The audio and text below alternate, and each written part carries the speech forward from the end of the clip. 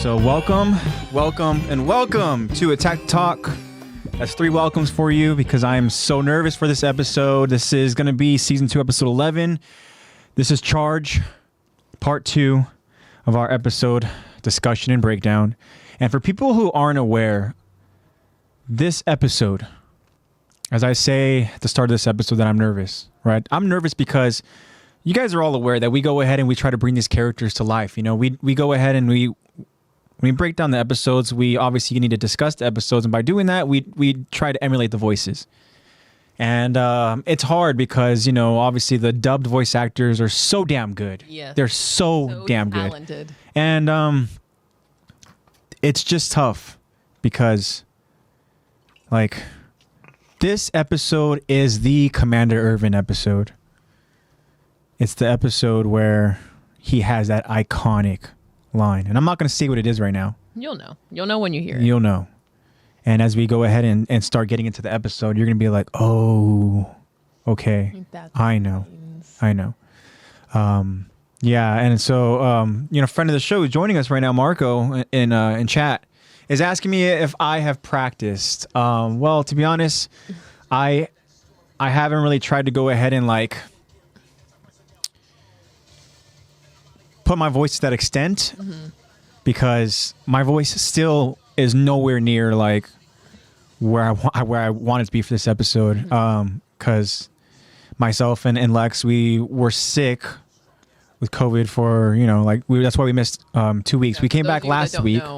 We came back last week, but I'm sure that if you listen to last week's episode, then you guys are aware and you can hear the very raspiness in my voice, and even with Lex and every like 2 minutes. So my voice is nowhere near where I would like it to be, but hey, you know what? The show must go on. And yeah. And thank you for joining us for the show. You guys know we do that disclaimer. We did it last week too, you know, and when we were struggling with the voices and everything stuff, our actual voice, and but we are by no means, you know, professional voice actors. As we say, we would love to be, and we like. Oh yeah. It's an aspiration of ours, right? We're gonna do our best. We're gonna do our best in this episode, and we'll see how it sounds. The goal obviously is for people listening and who are aware of the episodes. We want you guys to really like visually recall the moments and picture these characters really, you know, you just want to picture the episode in your mind. Yeah. Right? See these scenes. And so that's why we try to go ahead and do the best we can to voice these characters and bring them to life for you guys. And so again, the disclaimer is that, you know, we will do our best in this episode. I will do my best in this episode because this is, again, the Commander Irvin episode. And yeah. And of course, you guys are aware of our other disclaimer that we do every week. And that would be the spoiler alert disclaimer, because everybody knows that we always get into spoilers. We'll get into them, talking whether they are big spoilers or just little ones, kind of just, you know, foreshadowing a little bit, talking about the you know, the not so distant future in our AOT kind of adventure that we're currently on, you know, and we're on Season 2, so we still have quite a bit of ways. And so it's so difficult for us not to get into spoilers. Yeah. So they're anime spoilers. Though. Yeah. These are not manga spoilers. Yeah. So. I mean, manga, I would imagine there'd be so many spoilers. Yeah, there's a lot that could go there, but don't worry, it's only anime spoilers. So yeah, double disclaimer for you guys, and yeah, this is. I mean, as nervous as I am, I'm also so it's like 50% nerves, 50% excitement because again, just being able to go ahead and talk about this episode, it's like damn, you know, because again, it gives you perspective as to like the psyche of like the scouts, you know, and like just what they're willing to go through just to not even assure like victory, but just for the opportunity to chase victory. And we know that victory, it doesn't happen too often in this AOT universe. Not when you're going up against the Titans. Yes. Especially those with that Titan ability. Yeah, when you have it's kind of difficult. Two traitors that have revealed themselves to be Titan users, and we're talking about the Titan users in this episode. The very casual. Oh, by the way, I'm the I'm the armored, and he's a colossal. The two bad, really bad Titans. The really bad Titans, however, that maybe we are too quick to really judge them. Not on their actions, because we can judge them on their actions, because their actions are pretty shitty. Like, they are, But, judge them as far as, like, them and their being, like, dead set on wanting to be monsters. So I hope that makes sense. And the reason I bring that up is because we are going to kind of get into a little question that Lexi will go ahead and read to us, and then a friend of the show, B. Dennis, will go ahead and give us his insight. Of course, as always. Thank you. And I'm very excited to get into that, because I love when B. Dennis goes and he tells us really his response and his kind of like side of that specific kind of whatever the question. Whatever the question is. Because he's got really good insight. Oh yeah, for sure. We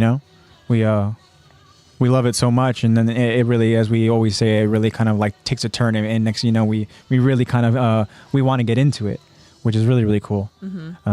But yeah, so we'll go in and we'll get into the question as usual, and the response, and we'll get into the poll results. Another exciting kind of one to talk about. I'm excited to go ahead and kind of hear potentially our insight on the dynamics.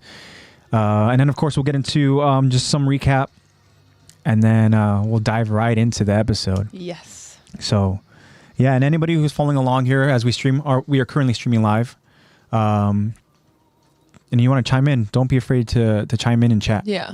Tell us what you guys think when you guys hear about the question, and maybe tell us your reasoning on why you voted the way you did, or how you would vote with the poll question. We would love to go ahead and get you guys your feedback, and yeah, it's always exciting to go ahead and hear the point of view from other AOT fans. I love it. Yeah. So with all that being said, yeah, let's go ahead and we'll get into this episode. Again, this is going to be season 2, episode 11. This is Charge Part 2. All right. So without further ado, Lexi, I'm gonna go ahead and throw it to you, and you decide whether you want to do the poll question first, or whether you want to go ahead and do the question. And a friend of the show, Kenny, is also joining us as well. Kenny, hello, Kenny. How are you doing, my friend? Yeah. So Kenny, also don't be afraid to go ahead and tell us what your response would be if you want to go ahead and give us your insight to the question Lexi's about to ask or read, whether it be the poll question or our response question. All right. I'm going to start off with the Q&A, actually. Okay, Q&A. Awesome. The question that we asked you last week for the Q&A is, did your perception of Rhina and Bertold change at all after finding out that they really cherished their time in parody? Okay, so go ahead and... Thank you, Kenny. So, again about that question, right? Lexi just asked. Did your perception change on Rhina and Bertold when they revealed to actually have cherished their time in parody? One thing that we learned with Bertold, and even with Rhina, is that obviously they are the monsters that is, the armor titan and the colossal titan, right? And you want to immediately associate them with just being like evil. But here's the thing, is that it's been so difficult on the both of them, and they both revealed... Friend of the show, Kyron. What's up, buddy? Kyron. Thank you for joining us, man. Up? All right. So just in time, we're discussing the Q&A. Yeah, we're discussion. Yeah, we are discussing. This is the discussion of our question, right? So, but yeah, let us know, please, in chat if you guys can. Did your perception change on Rhina and Bertold at all when it was revealed that it was so difficult for them to do what they did, their actions over in parody, because they actually cherished their time there. They actually built bonds and like relationships and friendships with the other people in their recruit class, right? Yeah. Again, that was revealed by Bertold, at least, that, their friendship was never fake. That wasn't fake. But unfortunately, they were, being these warriors in disguise as soldiers. Yeah. So, with all that being said, Lexi, can you please tell us what our friend of the show, he said. So B. Dennis, as always, thank you so much for responding. Yes. He says, I was more confused than anything, but they were still set in destruction, so the words got put away and the fists came out. Also, hope you guys have been doing well for the holiday season. Oh, wow. Thank you. Thank B. you. Dennis. Thanks, B. Dennis. Appreciate that, man. Same right to you, man. We hope that you're doing well. And holidays are literally like they're so close. It's crazy how I know. time flies, right? But yeah, we hope that you're having a good holiday season so far, as all of our other friends of the show. We hope that you guys are doing well with the holidays. But okay, so again, the beginning here, he says that he was confused at first, right? Yeah. Okay. So I can understand that because it is so confusing because, like, how many moments do we get where the confusion even with Rhina, you know? Yeah, Rhina is... he's confused. Yeah, Rhina is confused himself, right? But then when you have Berto go out there and telling the group that is, you know, Mikasa, Jean, Armin, you know, Connie and, Like and admitting Sasha. to them. And, you know, they're trying to essentially interrogate him and try to, you know, like make him feel bad and guilt trip him on his actions and stuff, you know, but they're also trying to get, you know, answers from him. Like, why did you do it? Did you even at all, like, again, like, did you like cherish, you know, our friendship and stuff, you know? Was it any of that even real? Or were you just like playing us the entire time? Yeah. Right?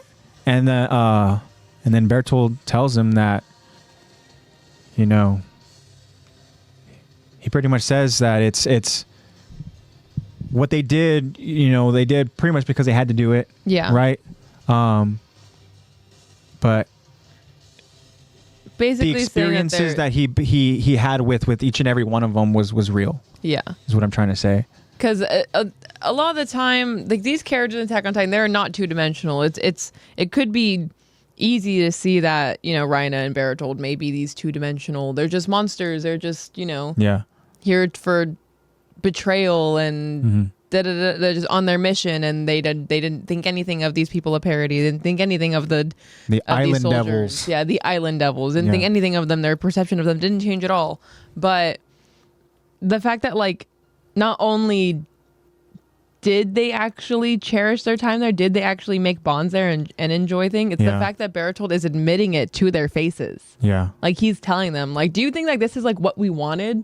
Like, I didn't want this for anyone. Like, I didn't want this to happen, but it's where we're at now and it has to happen. Like, no logical person would choose this. Yeah. Yeah, and then he's at the point where it's too late to go back, right? And he tells them, like, if you want to stop me, then my blood needs to be on one of your hands, right? And yeah, that's again, it's got to be difficult, obviously, right, for all parties involved, right? Because here's something that's interesting. Kyron chiming in is saying that everybody is right from their own point of view, right? And he also adds that that this added a different depth to Rhina, right? And so when to kind of talk about Kyron, when he says everybody's right from their own point of view, how many times where as a viewer, right, where it's so easy for you to kind of be swayed that this is the correct point of view and this is, you know, like these are the good side, this is the good side and this is the bad side, right? Yeah. When we go later on into, you know, AOT, and we all of a sudden it's almost like it's like flipped. Yeah. Right? Because a lot of the time when you're watching these shows, like the point of view you are shown is the one that you're usually more inclined to side with. Yeah. That's why animes and shows where like the villain is the main character, you see things from their point of view. It's like, oh, you understand. It's like villains aren't just bad just to be bad. They're not just evil just to be evil. Yeah. Like three-dimensional actually having reason that you can even agree with sometimes is what makes a villain a good villain. And we're still at a point where we don't know if Eren is bad or good where we're currently at in the anime. We don't know if he's a villain. We don't know if he's good. We don't know if he's an anti-hero. We don't know if I think mass genocide is probably on the evil side, you know? But given the choices that he was given, I'm not like saying that that's fine. I'm not saying that mass genocide is fine. It's not fine I think that's horrible. For him to kill all the other innocent people, that's horrible. You know, it's extremely horrible, right? But with the choices that he was given, he was kind of driven to make that horrible decision. And does that make someone bad? I don't know. Yeah, well, I mean, to Kyron's first point again, it's about the point of view. I mean, here's the thing, though. It's like, from each character's point of view, they're doing the right thing. Yeah. You know, so that's what's so interesting about it. But then, and then Kenny also adds saying that it's crazy how deep these characters really go. Yeah. And it's a credit to Isayama, you know, for just writing some like, excellent characters. again, just the layers to these characters and stuff, and the story, like just the writing and it's amazing, and you could tell he's so passionate about his story, and he's so passionate about the response that he gets from it. Because I mean, even when we were talking last week about, you know, how emotional he got when, you know, fans, you know, at this expo were just applauding him and showing him love, you know? Yeah. And it's crazy. But anyways, yeah, and then you know, Kenny continues saying like, oh, what does he say here? Oh, someone's gonna bring up the argument of if Eren is good or not. Yeah. Well, to be determined. yeah, it's a legit argument that you can have, right? And then I like Kyron's like, that man is evil.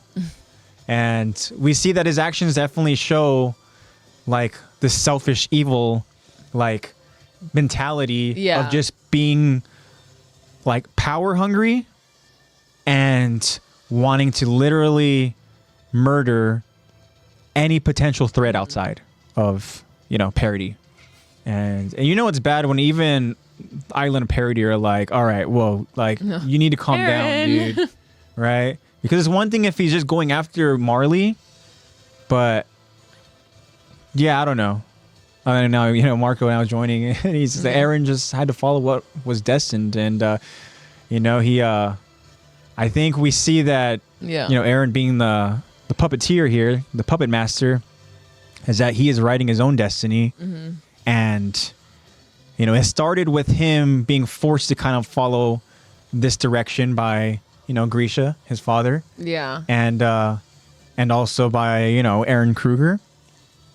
But it's I think it's safe to say that it's gotten out of hand. Yes, So, very much so. I think it's a good combination. Yeah. Of but, where I mean, it's at. that's a discussion that we can really get into as we get closer into that storyline for sure. But yeah, I mean, crazy. But I mean, again, it's all about your point of view. Yeah. It's all about really kind of like where you stand, and a lot of times too, like even like where you were raised and stuff, obviously, because, you know, just kind of putting myself into that story, you know, obviously I would have a different mindset if I'm, you know, a Marleyan. Yeah. Yeah, if I'm a Marleyan. A Mahlian. Because that's how you were brought up and that's what you know. Or if I was from How you were taught. Parody, you know, like it's just, again, that's just how it is. But then if I was from any other place, not knowing what the hell is going on, and all of a sudden I see these giant freaking colossal titans just stomping their way over around everywhere. What the hell did I do? Evil. Yeah. What did I do? You know? But you can't really blame any of these characters for, they're just a victim of their subliminal racism. Of their like they're just a lot of these characters are just a victim of like their own situation. Yeah. Like they couldn't choose the situation that they ended up being, and it's not Reina and Berthold's fault that they're Marleyan. It's not like Eren, Mika says anyone else's fault that they're Island of Parrot, that they're Island Devil. Yeah, they're Island Devils, right? But then when you go ahead and you see from Marley, it's like, bro, there is like so much segregation going around. Mm-hmm. You know, like you have the Eldians, those disgusting Eldians, and then you have like, you know, the Marleyans and stuff, right? Where they literally have like a freaking like a band around their freaking, you know, like their shows Nazi uniforms. What squad they're in. Yeah.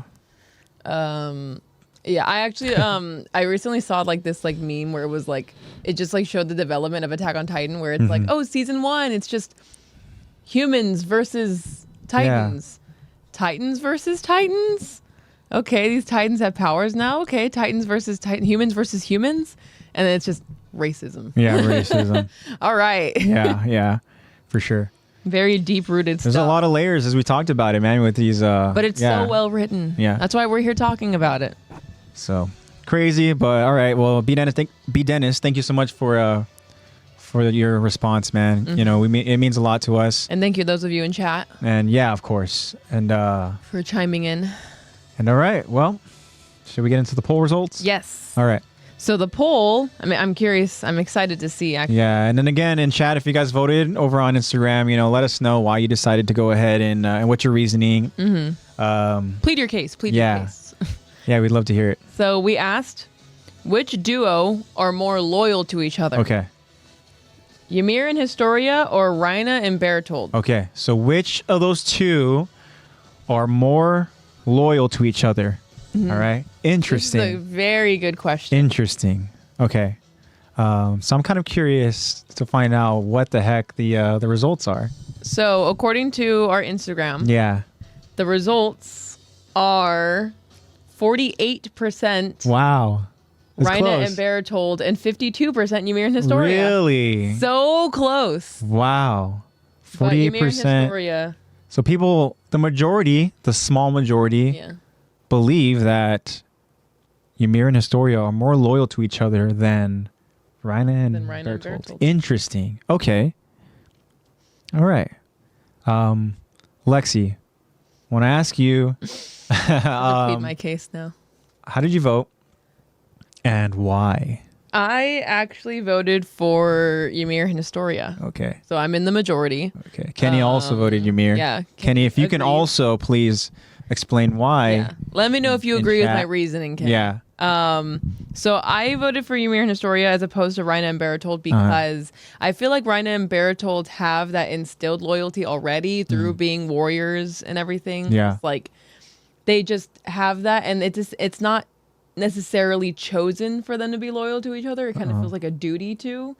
But with Ymir and Historia, they don't have to be loyal to each other. It's not a duty. True. They're not battling the same mission. It's not like, if they want to go an opposite way, then they have someone to, usually it seems like they would have someone to turn to, where Reina and Bertold, if they want to somehow like be a traitor to one another. Yeah, I get what you're saying. They don't really have anyone to turn to. So all they have is each other. But I think that Ymir and Historia are more loyal because of the fact that It was kind of an organically it's built. more of a choice for them to be loyal to Yeah. each other than it is with Reina and Bertold. Okay. So that's why I Interesting. think that they're more loyal to each other. Interesting. Okay. Wow. Kenny, again, if you would like to, If you agree. just Or say if you have different reasoning. with what Lexi said, or you can explain a different reasoning. There's Marco- also a good element of relationship stuff in there Yeah. that Reina and Bertold don't really have. They're not, Reina doesn't have a fat crush on Bertold or something. Like Ymir has this huge crush on Historia, so that's gonna help. Yeah. So Let's see what Marco said. Marco, do you want to read what Marco said, Lex?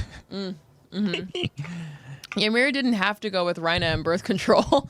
She left because she felt like she owed them something, and it didn't stop her from leaving Historia.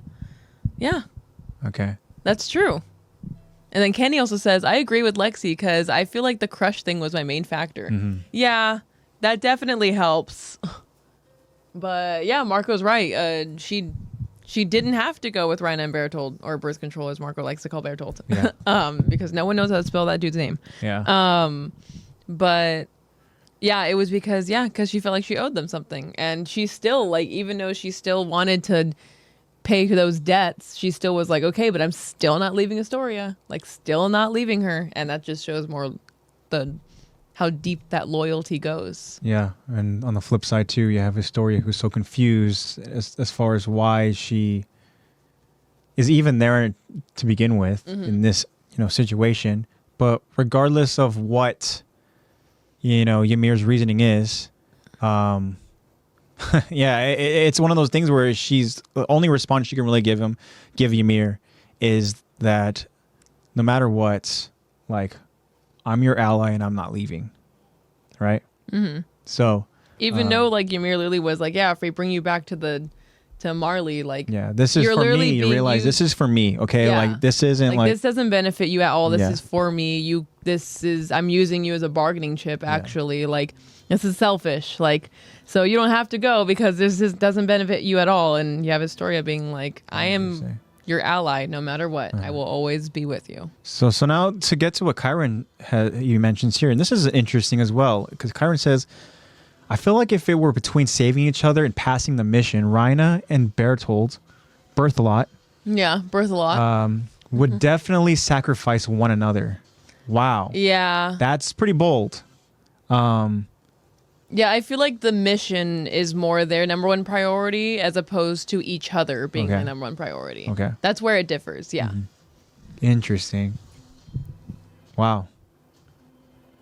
So now that I'm thinking about these different perspectives, it's kind of, it makes my choice more difficult because I actually felt that Bertold and Reina had the stronger loyalty to each other, and it's because of really what they experienced all together, right? And I like how you said, Lex, that it's something that was that kind of like bond, or maybe even not necessarily bond but like their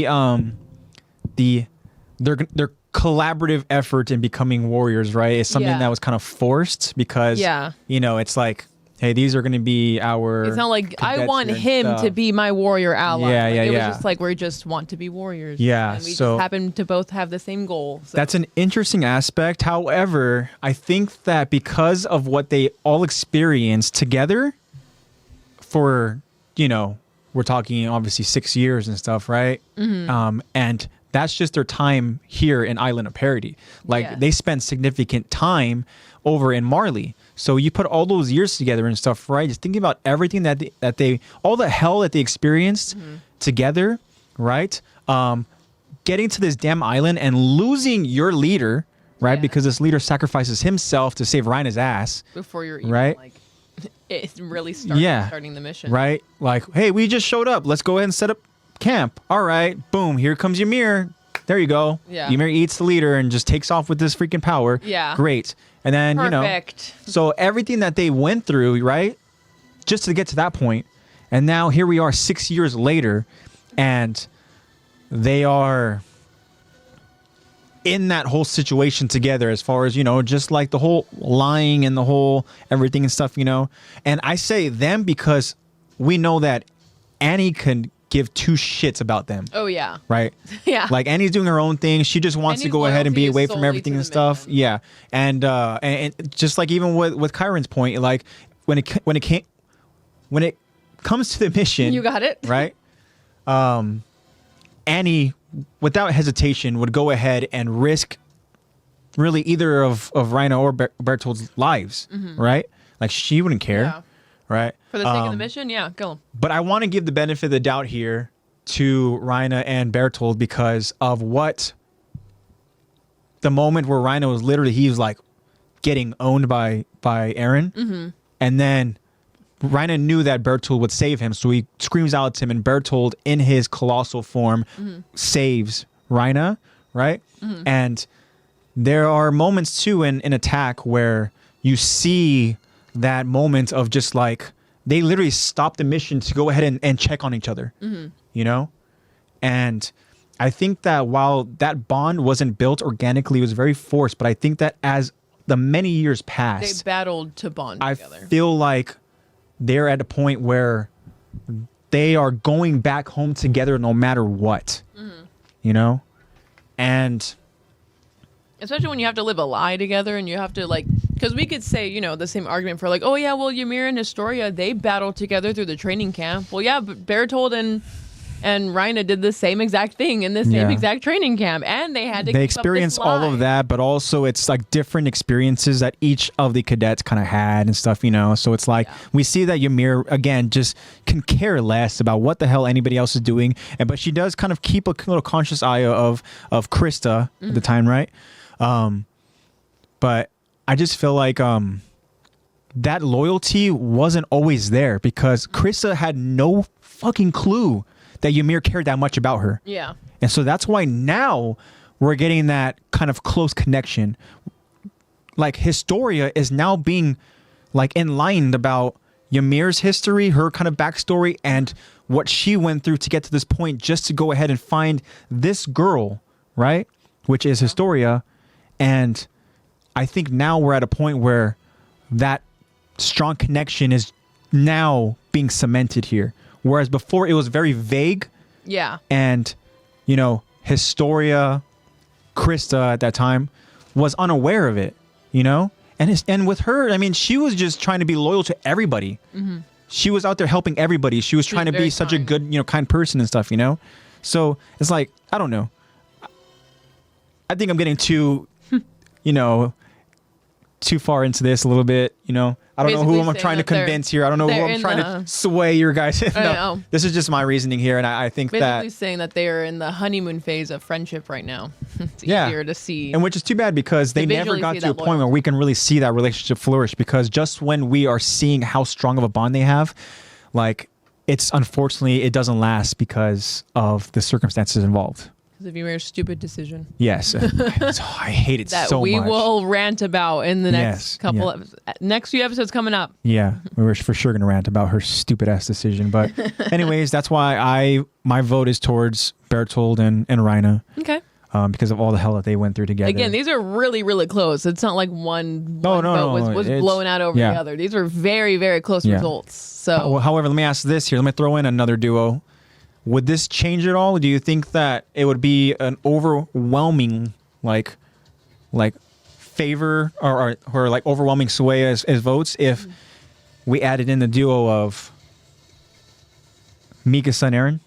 I feel like or do you think that's too one-sided? Yeah, I feel like their relationship is too one-sided because yes, Eren does look out for Mikasa, obviously. You know, they're childhood friends. Yeah, they're essentially like siblings, right? Like adoptive siblings. Which, I mean, Mikasa does obviously see it that way. Yeah.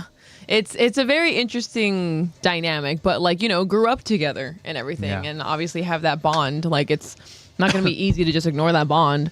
Battling together and all that, adding that in, like being alone, like everyone else in their family is dead. Okay, Marco. But they never do because Isayama was too afraid to put it in the story. Yeah.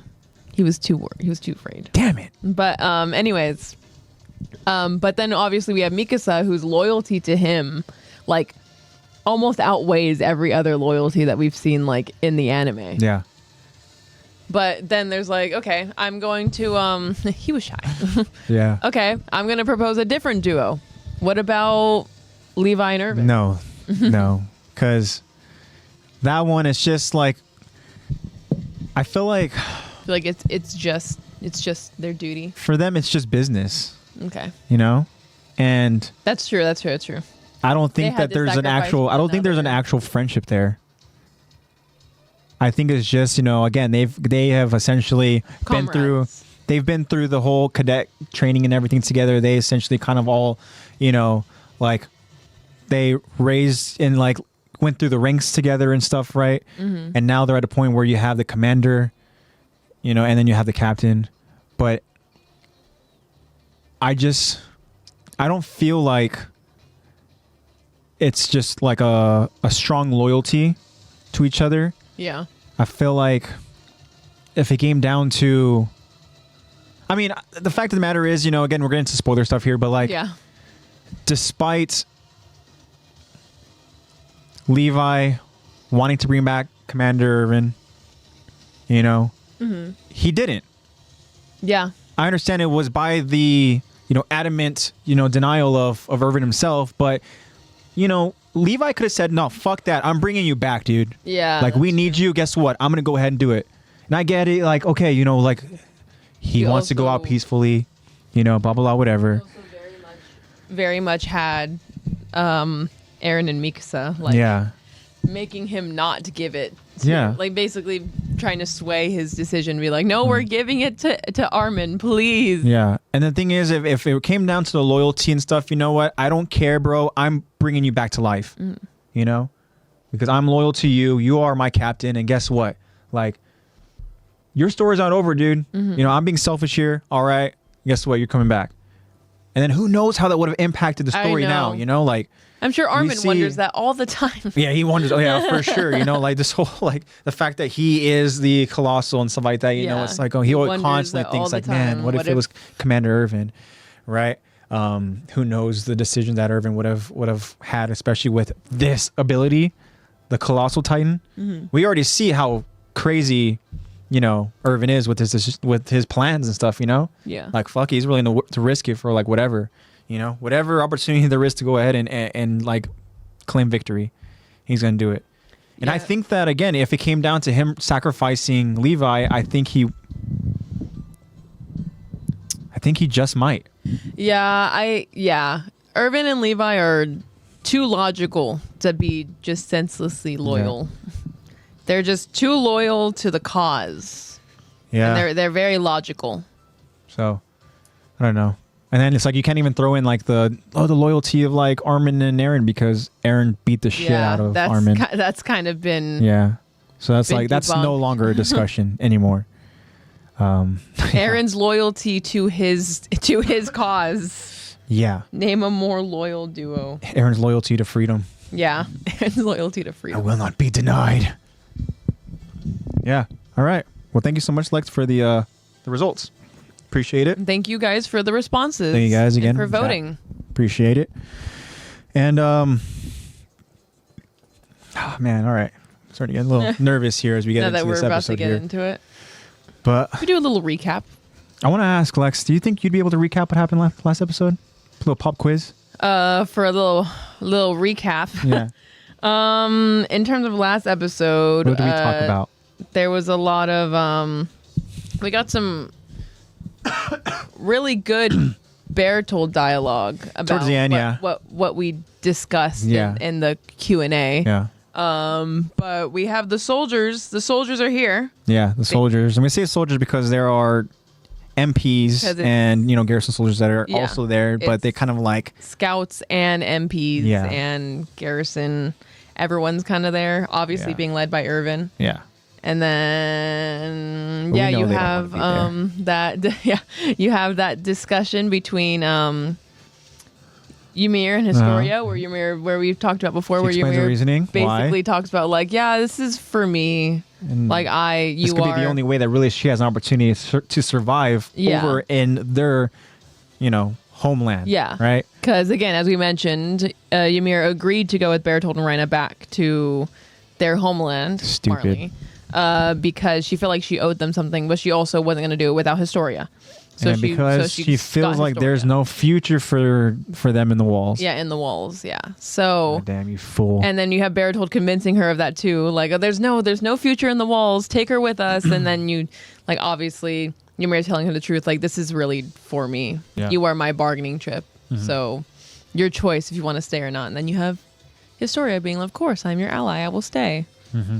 And then you have Mikasa coming around attempting to murder Ymir. Is pissed off and she wants Eren back. She needs now. Eren. Yeah, she's already been so close to losing that man way too many times. So she is doing everything she can to get this dude back. Yeah. But he's being shielded with Rhaina's hands. Yeah. As Rhaina's in his armored form. Yeah. Shielding with his hands while Bertold and Armin are inside. And Mikasa is angry. She's pissed. Mikasa is so pissed. Rightly so. They're holding Eren hostage while he's all tied up so he can't even transform and defend himself. And then we get a pretty good speech from Bertold about how difficult it was for him to do what we did. Saying like, we didn't choose this. Like, we know we're monsters and we did build a bond with you. But like, if you want to get to Eren, you're gonna have to kill me. Yeah, you're gonna have to kill me. And he's like admitting it too. He's like, you're gonna, And it doesn't seem like a war cry. Like, you're gonna have to kill me to get through. Like, you have to get through me to get Eren. He was just like, if you don't agree with my reasoning, your hands are going to have to be stained with my blood. Like, basically what he says. And all this is happening while Rhaina is running to God knows where. I guess he thinks that he can run the whole way. I don't know what the plan is, but he is running. While you have all of these titans around and you have these soldiers running after him, catching up pretty quickly. Because we also have Connie and Sasha and Armin at this point is also on Rhaina's shoulders too, right? Say it again. Who? Armin. Yeah, Armin's there. I think Armin is. So they're Armin also they've caught up very quickly. Yeah. Very good, Lex. I like it. The only thing you missed is at the end when Hannes kind of tells them, Oh. guess who's in front? Yeah. Right? But actually, that's where this episode picks up. Mm-hmm. So. That was my shuffled recap. Yeah. Pretty good, Lex. Hopefully you guys were able to paint the scene. Yeah, not bad. You know, I gave you a little pop quiz, and I think you solid B-. I'll give you that. Okay. Passing. Yeah. I'm a good B student, so. All right. So I'm trying to stall because I'm afraid, guys. I'm afraid of this episode because this is the Commander Irvin episode. And am I going to be able to execute it? I don't know. You know what? Just go easy on me, guys. Don't be too judgmental here. Mm-hmm. You know, Rhina's really hard to do. I mean, good job, Michael J. Tatum. Michael J. Tatum. Not Rhina. I mean, not Rhina. Irvin. Yeah. Yeah. I get my names mixed up. Yeah. There's a lot of people in this. Thank you, Kyron. But Kyron's there to support you. See? I love it. Okay. We could do this. We got this together, guys. You know what? All right. I could feel the spirit of just your guys' energy. I love it. Okay. Radiating. Thank you. Give it to me, and it's just giving me power. All right. Here we go. Again, guys, this is season 2, episode 11, Charge, part 2. So now we see a stern, determined Commander Irvin leading his soldiers and a horde of Titans directly in front of the armored Titan. Rhina, the armored Titan, takes notice and growls lowly to himself. And then we get an aerial view of Commander Irvin, soldiers, Titans, and all, close to colliding with Rhina and the soldiers chasing after him. Hannes yells out to the group of scouts currently on the armored Titan, "Jump, damn you! Get the hell out of there!" And then we see Mikasa, Armin, Jean, Connie, and Sasha. They all scatter to avoid the collision. Commander Irvin orders his soldiers as he rides past the armored Titan, "Squadrons, break! Make the Titan scatter!" The soldiers disperse into different directions, causing the Titans to scatter. And then we see the armored Titan lowering his shoulder, ready to charge at any Titans in his way. We see a worried Bertolt bracing for impact, and then we see Ymir's Jaw Titan with Historia on her shoulder, also preparing for the impact. Rhina grunts as he lowers his shoulder and makes impact with the horde of Titans. Rhina drives his feet to build power as we see him powering through a long line of Titans. Historia is barely hanging on to Ymir as the sheer force of the impact almost causes her to fly off. Titans begin flying off of Rhina until smaller Titans are able to trip him up by grabbing onto his legs. Titans now begin swarming the grounded armored Titan, and then we see a Titan reaching for Historia as she screams out in fear. Ymir isn't going to allow any Titan to touch Historia as she quickly attacks nearby Titans. Rhina, however, is trapped under a dog pile of Titans. The only thing he can do is to give out a desperate Titan yell. The yell echoes as Commander Irvin and the others watch. Jean asks out loud, "What's going on? Is this hell?" Weird question. Yeah. But then we see Ymir doing anything that she can to protect Historia as we see her ripping faces off with her mouth. Commander Irvin answers Jean, "Not yet, but it will be." Ooh. He then orders as he draws out his blades and continues to lead. Oh, fuck, here we go. Okay. "All soldiers, charge! We've come to the moment of truth. Mankind's fate is decided now. There is no future in which we reclaim these lands without Eren, and there never will be. Go! Recover Eren from the moment... Go! Recover Eren from the armored Titan and retreat! Your heart and soul to the cause!" Fuck. Yeah. He said that word too. Yeah, that's what he said. All right. So that was the warm up there. Yeah. Okay. So, and now, after saying that, Mikasa immediately follows. Of course she does, Okay. right? And then Get her the man. others follow, hesitation and all.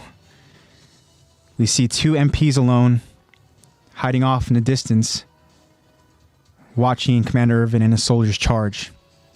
As one of them says, "This is madness. The scouts have taken one too many hits to the skull. But then the other MP panics as he tries to warn him, but it's too late.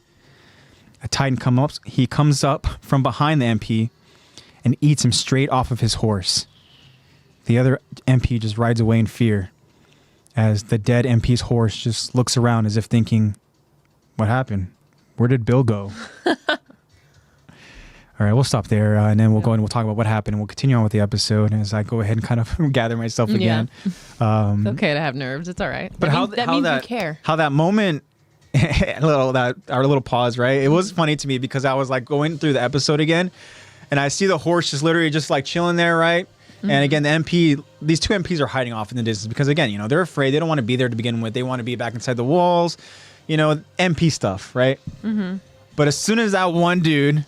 And I know we joke around and say Bill because, you know, of past episodes, Bill. You know, if you guys are familiar with Bill, you guys, you know, real ones. But yeah, Bill gets eaten straight off of his horse. Literally, there's like a freaking Titan. There's like one of those like on like all four kind of Titans or whatever, right? He comes up and just like literally just snatches this dude straight off his horse while the horse is just kind of oblivious.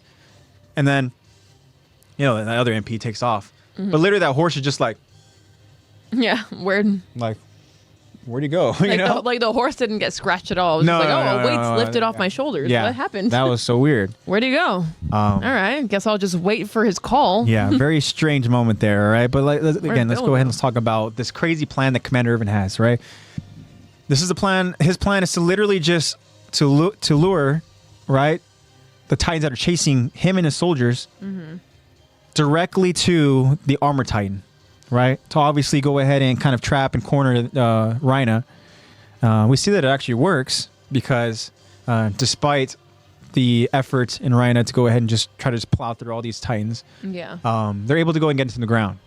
And we see that now he's trapped under these Titans, right? But he's not just trapped. It's not like he can go ahead and really do anything right now because he's also shielding, you know, Bertold and Eren. Yeah, he's protecting, so he's limited. Yeah. So he literally he's stuck right now, which is why the only thing he can do is just scream out to Zeke, who knows who? Yeah, I don't know. To the Beast Titan.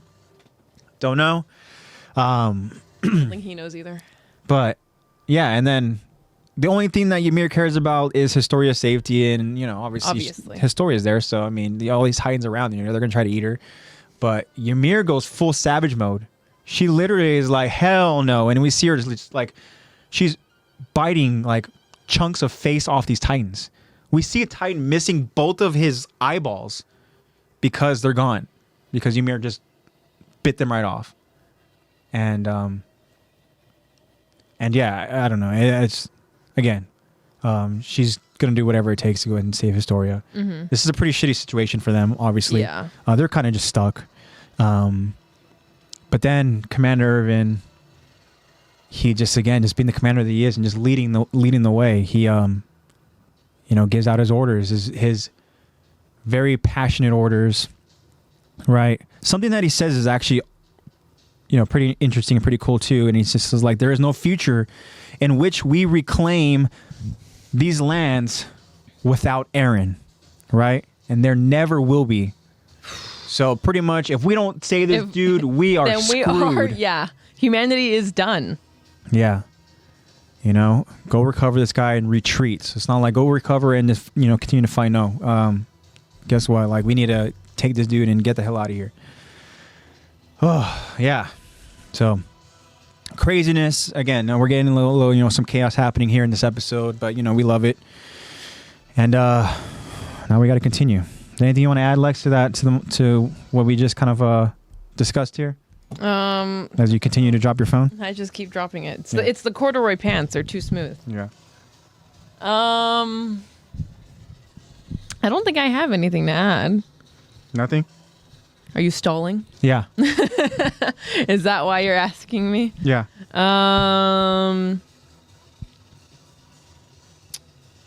Probably just the fact that Irvin admits to the fact that it's about to be hell. Yeah. And that I found that interesting. Jean asking, is this hell? After he sees the dog pile of Titans over Rhina. He's like, no, but it's about to be after you hear my commands. Right. It's about to be hell for you, man, because Yeah. guess what? You see that crazy chaos, and we got to go ahead and charge We into have that. to get him out of there. Yeah. So All right. it is now. Enough stalling. Here we go. Thank you, Lex, for giving me more time. Yeah, you're welcome. Damn, you know what? Honestly, too, even as I continue to stall, Yeah. just doing that dialogue there, right? Already kind of like messed up my voice. Yeah, already raspy. Yeah. Yeah. Yeah, I don't envy you. You're doing like But little round of applause, some snaps for AJ. there's something that I so want to far. get. I'm looking forward to voice acting, and that's going to be Armin's, part in this episode. And so I know that in order for me to get to that, I need to get through Yeah. Commander Irvin. Otherwise, Armin's gonna be real raspy. Yeah. So anyways, all right. R.I.P. Bill. Ha, Bill. Yeah. So here we go. So now we go to Aaron, who we see is trapped inside of Rhina's grasp with Bertold.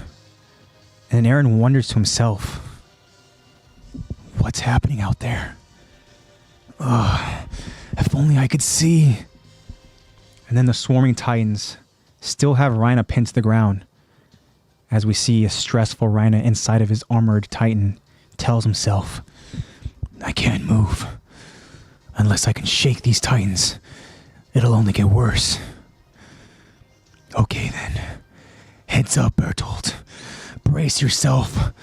And then we notice daylight starting to hit Bertold and Aaron, because Rhina is no longer trapping them with his hands. We see now that he decides to fight off these titans with both hands. Rhina continues, that's right, just a little more. And then Rhina, he's close to freeing himself from this horde, but then John takes notice as he mentions, it's working, his hands are down. And then Mikasa notices Bertold, and she notices, of course, Aaron exposed, as she sternly says, Now's our chance. and John responds to her by saying, Mikasa, you can see those titans, right? I mean, I get it. You're strong, but that's one hell of a mess. Slipping through isn't going to be easy. Dude, do you know who you're talking to? I know you're strong. Yeah. Not just strong. But then Commander Irvin also takes notice as he raises his blade and orders, advance! But then a titan closes in, and this titan takes a sudden bite of Commander Irvin's arm, lifting him off his horse. Mikasa gasps as her and all of the other soldiers take notice, and they look back at the commander. The titan carries Commander Irvin away, as all the soldiers are now stunned and they look defeated. Here we go. However, Commander Irvin keeps a brave face and screams out to his soldiers, I said advance, goddammit! Aaron's right in front of you! Do not falter! And then we close up to a worried Armin that now changes his demeanor after hearing his passionate commander. And Armin nods in obedience, and now he has a ready and focused demeanor. The scouts continue their charge with now more drive and motivation than ever. They charge through the horde of titans to get to Aaron. But we see some casualties, as some soldiers are getting grabbed off their horse, eaten, or even... see? Yeah. We see them getting grabbed off their horse, eaten, or even stomped on. A lone soldier in the middle of this chaos, he's looking around for his horse, but then he even gets like stampeded by two horses. And then we then get a shot of Mikasa on her horse, avoiding Titan grab after Titan grab, because she will not be denied. As she clears the horde, then she sees the armor Titan directly in her sights, as Rhina is still fighting off Titans, unaware that Mikasa is nearby. Mikasa jumps off her horse to ODM her way to Aaron. She maneuvers her way around the armor Titan to an advantage point to strike down Bertold, freeing Aaron. However, Bertold takes notice of Mikasa and is able to narrowly dodge her strike. Eren and Mikasa, they both lock eyes as she hears his muffled scream due to the cloth that's covering his mouth. But then we see and we realize why Eren is screaming so adamantly. It's to try to warn her that a Titan is directly behind her, preparing to grab her. The Titan grabs a hold of Mikasa and squeezes her as we hear her yelling out in pain. Jean quickly takes notice as he now heads towards Mikasa to try to save her. Jean jumps off his horse. Yeah. He jumps off his horse, pulls his blade out, and he uses his ODM gear as he screams out, "You piece of shit! Get your hands off her!" And Jean then drives his blade directly into the Titan's left eyeball. The Titan releases Mikasa, freeing her, allowing her to escape. That was so good. Oh my god. Oh, your Irvin was really like best it's ever been. I know. That was really, really good. You know what it is? You just have channeled to something. You have to channel and you have to just put yourself in that weird capacity that is like, you know what? Fuck it. I am literally like, I have to scream out to these people to You like put yourself in Yeah. space. You like, I am Commander Irvin. Yeah. That was really good. Thank you so Your much. Jean was also really good at the end too. Oh, and you know what? I felt like that one was like, had his, I Prince forgot Charming about moment. that line because I was so worried about the Commander Irvin one. And then as soon as I saw it was reported, I was like, gosh. You're like, I I have was like, more okay. screens And to that's do. why I had to pause and go and get some. That's why I was like, some this water. is a big episode for you. There's a lot of guys yelling. Yeah, there's a lot of yelling in this one for But sure. I also have Historia yelling, and Historia is like the one that I Yeah. I don't It's probably feel one the of your most more secure difficult. about. Would you say that is your most difficult voice to do yes, so far? definitely. Like I feel more confident doing guys' voices than I do doing Historia's. Historia's is just so it's such a higher pitch out of my range that I feel like if I try to enter that range, especially in a yelling manner, it just sounds very whiny. But I'll try my best. I mean, I have Speaking to. of trying your I have best, to follow up your Irvin and your Jean. So, Well- I mean, I was gonna throw out just the choice here of if you wanted to go ahead and try to execute the Commander Irvin line. oh my gosh! Did you want to go ahead and give it a Putting me in the shot? hot seat? You don't have to. Obviously, you don't have to. Or maybe if you know what? Let me think about it. Maybe at the end of the episode. Yeah, I think I want to save it right now for Okay, Historia for because Historia, Historia yeah, gotcha. is really hard Yeah, for my voice. Gotcha. But if my voice is still up to it, then we'll put a pin in it. We'll Okay, see. okay. So we got a bookmark in that moment there, okay? So just in case Lexi decides to go back to it, but we got to talk about what the hell just happened, right? Because would you say that this moment with Commander Irvin is like, I'm going to even mention, do you think this is like top 3 moment in Attack on Titan? As far as impact and as far as like just a moment that really resonates with people, and when they talk about like, oh my god, like maybe like their favorite moment or whatever. Yeah. Do you think that this could be a potential top 3 moment, or do you think maybe let's hold our horses there? You know, let's say top No pun 5, whatever. Yeah. As a dude later got ran over by horses. Yeah. But well, what do you think? I feel it definitely Let us know has. too if you guys think that this is like, is this one of your top Yeah. moments here with Commander Irvin and this powerful moment? Let us know Also, in thank chat. you, Kyron. Kyron, for you know, your support means so much to me. You know, I love it so much. It's You're why we can do this. yeah. I want to make you proud, my friend. You know, no, in all seriousness, though, I appreciate the confidence and everything. You know, and thank you. It was very difficult, but Yeah. you know, appreciate it. But But to answer your question, I feel like this scene definitely has the potential to be something really good. So I remember when I first saw it. Yeah. I had this specific scene, like this dubbed version of this scene, in my watch later on my YouTube for such a long time because I loved going back and seeing like J. Michael Tatum's voice. Like it's such a good scene. And obviously everyone loves Irvin. Irvin is just such a Oh, yeah. he's that commander. He's that guy. He's him. Yep. He's him. And like to see that like he could easily be like, oh, change trajectory, like help me and then we'll do that. Like it's like just kill this one that's running on all 4s again. yeah, yeah. And then we'll go back to the cause.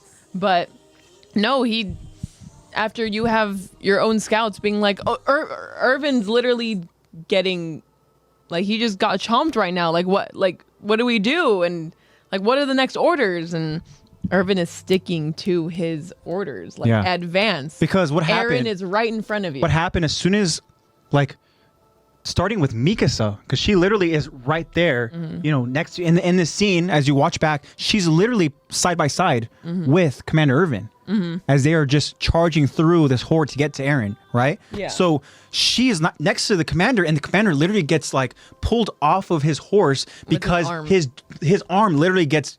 It's in the mouth of a titan. Yeah. Right? Like, this titan decided, just like a freaking just shark in the water, just decided to just swipe literally him up. Narrowly avoiding the horse. Yeah. Still. And it's so abrupt and it's so crazy, right? That as I say, starting with Mikasa and just working its way through just all of the scouts, all the soldiers, they all stop. Very powerful characters too. They all stop to look back at their commander. They're like heart, right, in this. And you see them, their demeanor changes because now it's like, fuck, like we're screwed now, you know? Our commander. But our motivation literally does not falter. No, and he screams out to all of them to advance. Yeah. And perfect example of a great commander, by the way, who's just dedicated to the cause. That he very often throughout this anime has basically told people, like, you need to be able to lay your life down for the cause. Like, you are basically, by saying that you are committed to being a soldier, you're committed to sacrificing your life for this cause. Like, no matter what, you're able to sacrifice your life for this. And he's able to, like, put this into fruition, to be able to prove that, like, I am also one of those people that is able, I'm willing to lay down my life for the cause. Yeah. Like, no questions asked. Yeah. And even though he's in that situation, he continues to tell them to continue on, right? And he tells them, just to kind of put into perspective for them, he goes, like, he tells them, if I can find it, he says, Eren's right in front of you, right? Yeah. And it's like, the whole reason we are going through this hell is to get back our only chance of survival. Yeah. Right? And he is right there. Yeah. Like, literally, like, you see the light at the end of the tunnel. You see the light at the end of the tunnel, right? And he's there. And again, it's not going to be easy because guess what? Eren he's trapped by a freaking armor titan, right? Yeah. But surrounded by a bunch of other titans. Like, he's right there. And I like when you said, you know, it holds true to heart and soul to the cause because he is, like, literally showing that. Definitely leading by example. Yeah. For sure. Whew. So yeah, again, it's crazy. But such a powerful moment. And I mean, I don't know, I was just thinking about it, you know, and as we mentioned early on, like, maybe half jokingly or whatever, but if Irvin was the one to get brought back, right? As we talk about the loyalty and everything, right? Having somebody like this, right? How would that have changed the results of how things have played out? I honestly feel like initially he would have been like, no, you should have chosen Armin. Like, I understand that. Initially, but do you think that, so here's the thing. This is something that Armin is dealing with, like, later on, right? When all hell's breaking loose over with everything, right, and stuff. And he's worrying about that same reasoning, right, later on. Whereas with Commander Irvin, maybe that's something that he was worrying about early on, but then he kind of, like, now gets to the point where, like, all right, now I know, like, all right, here's the objective. Focus on the mission. Right? Can't change it now. Let's focus on the mission. Because I love Armin. Armin is my favorite character, but what has he done? What has he done? Like, other than extremely logical and making all the plans and stuff? No, so, like, after all that, like, once Eren decides to go ahead and go off on his own. Oh, okay, yeah. What has he done as Colossal? Since he got brought back, right? When everything kind of, like, all right, it's now, I don't know, it's like season 4, what has Armin done? It seems other than like the whole, like, you know, whatever, he took out the seaport with all of the, you know. He was a perfect distraction. But he didn't want to do that. But what else has he done? I feel like him being brought back as the Colossal, knowing that it could have been Irvin, I feel like it definitely shook his confidence. And I feel like in his confidence being shook, it also like shook his, it shook his confidence to speak out and make these plans, make these logical decisions, because we saw the whole character development, and we are still seeing it as he goes from this shy, really smart guy being like, oh, well, if I can, sir, I would like to make a suggestion, or, you know, whatever. Suddenly it's like, Armin, you make the plan. And he's like, okay, this is what we're going to do.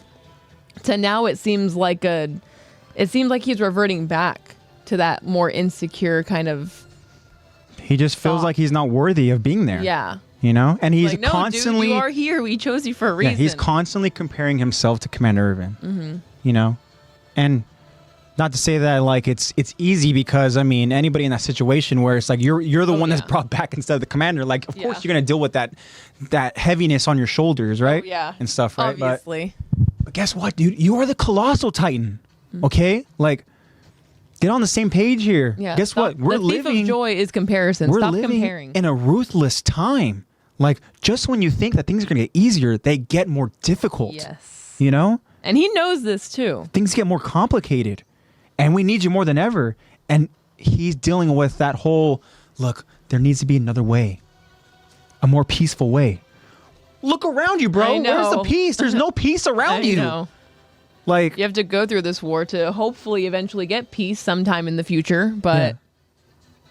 So I guess that's kind of where I'm at right now, where it's like seeing this relentlessness even in like the, you know, the jaws of defeat, right? Jaws. Commander Irvin is still dead set on like, this is what we need to do. And, you know, it's a question we can really kind of get into maybe in like an OVA or something, right? Yeah. But it just, you know, again, it's something to go ahead and kind of mention, because get deeper and analyze it. This is a perfect example, right? And in this moment, this powerful moment. So yeah. But Aaron's there. And also too, I want to very quickly talk about how this is a kind of a lapse in Mikasa's kind of her overall abilities, because yeah, you know, when do we ever see her really kind of be like in a vulnerable position like that, where she's caught off guard and she's literally grabbed by a Titan, right, and stuff, and never. And she needs, of all people, not that she needs, but like of all people, she's saved by Jean. Yeah. You know? But I'm sure Jean was so happy about this is a moment that Jean has been waiting for his entire life. Got his Prince Charming moment. How many moments with Jean did he hesitate in Attack on Titan, right? There was no hesitation here. Yeah, not at all. He's been dreaming about piece of shit. Yeah, he's been practicing that line. Get your hands off my girl. No, for real. He's been practicing that line. Because when is he ever going to have the opportunity to save Mikasa? No, ever again. Never. Like, to save Mikasa. Normally it's the other way around. And for him to be even present in that moment when, again, like you said, it's very, very rare that she's caught off guard or that she's vulnerable. Yeah. Can you imagine? But she was blinded by the fact that she was trying to get her man, and she was trying to find any opening, and she thought she had the opportunity there, but Bear told him, you know, obviously he's aware of you know, he's got the spidey threats. Senses. But then you imagine just like Eren, who was just like, yeah. And then all of a sudden he sees, of all people, he sees Jean saving Mikasa. Yeah. You know, like like it's both like happy, like, oh cool, she's saved, but also like, why did it have to be Jean? Yeah. Like, dang it, now Jean's gonna be all happy about that. He's gonna, damn it, I'm gonna need her to cut her hair again. I know. He's gonna be boasting about it later. Yeah. Never let yourself get caught by a Titan ever again. Yeah. Yeah. But I mean, hey, he saved Mikasa, so thank you for that, Jean. But yeah, he's never gonna get the opportunity again. No. All right. So now let's continue on with the episode. So now we see scouts continuing to try to get to Eren, but we see the armored Titan just protecting Bertold by pulling the cables and just throwing the scouts away. Reiner reaches his hand out to Bertold to shield him and Eren again. Bertold tells Reiner, "We've come too far to give up now. We are going home, and Eren is coming with us." And then Eren, hearing this, he tells himself, No, this is all on me. People are dying because I got caught. But then, Eren hears Armin's voice as Armin calls out to Bertolt. Armin lands on the armored titan to now talk to Bertolt. We see a nervous Armin as he recalls a conversation with Jean when they were both standing guard outside of the forest of giant trees. In this conversation, Armin tells Jean, "That's the irony, really. If you can't let it go, it's not worth holding on to." And then Armin thinks about Commander Irvin yelling out to advance. And now Armin asks himself, "Think, what is it I have to let go of? My life? Or something else?" And then Armin gets a sudden realization as he gasps to himself. Armin now recalls moments of Bertolt watching Annie from afar. And then Armin begins to creepily smile as he has potentially found something. And then Armin asks Bertolt, "So, you're okay with this? Leaving your friend behind to face the music?" And then Bertolt and Reina, they suddenly stop. "I guess Annie was weighing you down. Do you know where she is?" "Way up north in the Utopia district, being tortured. The silent treatment only goes so far.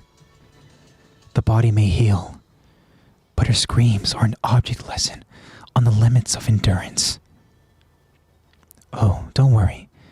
They're taking special care she doesn't die or get a moment's rest. So many methods, so little time. Mustn't waste a prize specimen like Annie. She's too precious." But then Bertolt, he's heard enough as he screams out, "Shut your mouth, Hellspawn! I'll kill you!" And then Bertolt grabs out his blades. But before he can do anything, Commander Irvin flies in and he strikes Bertolt's chest. A stunned Bertolt looks down to see a pissed off Irvin growling at him. We see that Eren is now free because of Commander Irvin. Eren is now falling down, but is quickly rescued by Mikasa as they make their way to retreat. Commander Irvin, staring directly into Bertolt's soul, falls down to get back to his horse. Reina now is growing annoyed and frustrated as he tries to go out after the scouts. As Commander Irvin now orders, "All soldiers, retreat!" And then Reina, unable to run after them because he's still surrounded by the Titans, he lets out a loud roar. We see Ymir in her Titan form struggling to fight off Titans, just trying to protect Astoria. A Titan has Ymir pinned, preparing to try to eat Ymir. But before the Titan can try, we see Historia flying in, and she strikes the nape, killing that Titan and saving Ymir. Historia, she lands, and she tells herself, "I did it. I actually killed one." And she now asks Ymir, "You all right?" Historia begins walking back to Ymir, but then Connie tells her, "Get away from her!" as he swoops up Historia on horseback. Uh-oh. Ymir, she now begins chasing after Connie. As we see Connie, he catches up with Sasha. Connie asks Historia, "What the hell were you trying to pull? We're leaving!" And then Sasha asks Historia, "Yeah, couldn't you go for some grub right about now?" Historia tells them both. "You don't understand! Let me down! Please!" And then both Connie and Sasha, they look at Historia confused. "Reina and Bertolt are going to kill Ymir unless we both agree to go back with them. She'll only be free if she hands me over. I'd already decided to let that happen." Connie responds to Historia, "Are you nuts? What if it's a trick?" Historia assures Connie, It's not! Let me go! And then Sasha, she now tells Historia. Connie's right. Whatever she said, it's a lie. Don't listen to her. And Connie adds, this doesn't make sense. Why would someone who fought tooth and nail to save your life just turn you over to the enemy? What's the end game? Historia now begins thinking to herself. The only time Ymir bothers to make an effort is when you're in danger. I don't know what kind of trouble she's in, but for now, just calm down till we know more. And then Sasha, she agrees. Exactly. Either way, we can stick around. Whatever Ymir needs you for, I'm sure you won't be much good to her dead. And then Connie also agrees. Damn straight. Even I could figure that one out. All right. But then they are both interrupted by a Titan that's flying past them overhead. Connie, Sasha, and Historia, they all look up in a panic. And then the scouts who are in the front, leading the charge, right, retreating, they're all caught off guard as that Titan crashes right in front of them, causing a huge dust storm and just a huge wind that rushes against them. Jean looks back at Rhina and says, he's tossing Titans now? That son of a bitch has gone berserk! And then we see Rhina just roaring as he launches another Titan in the scout's direction.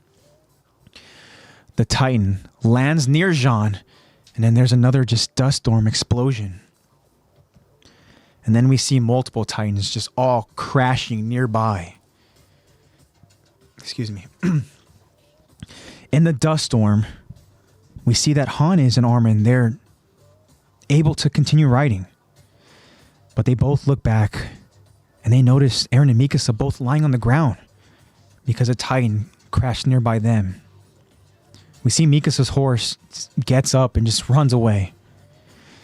Mikasa struggles to get back up as she just calls out Eren's name. We again notice those purple flowers surrounding them.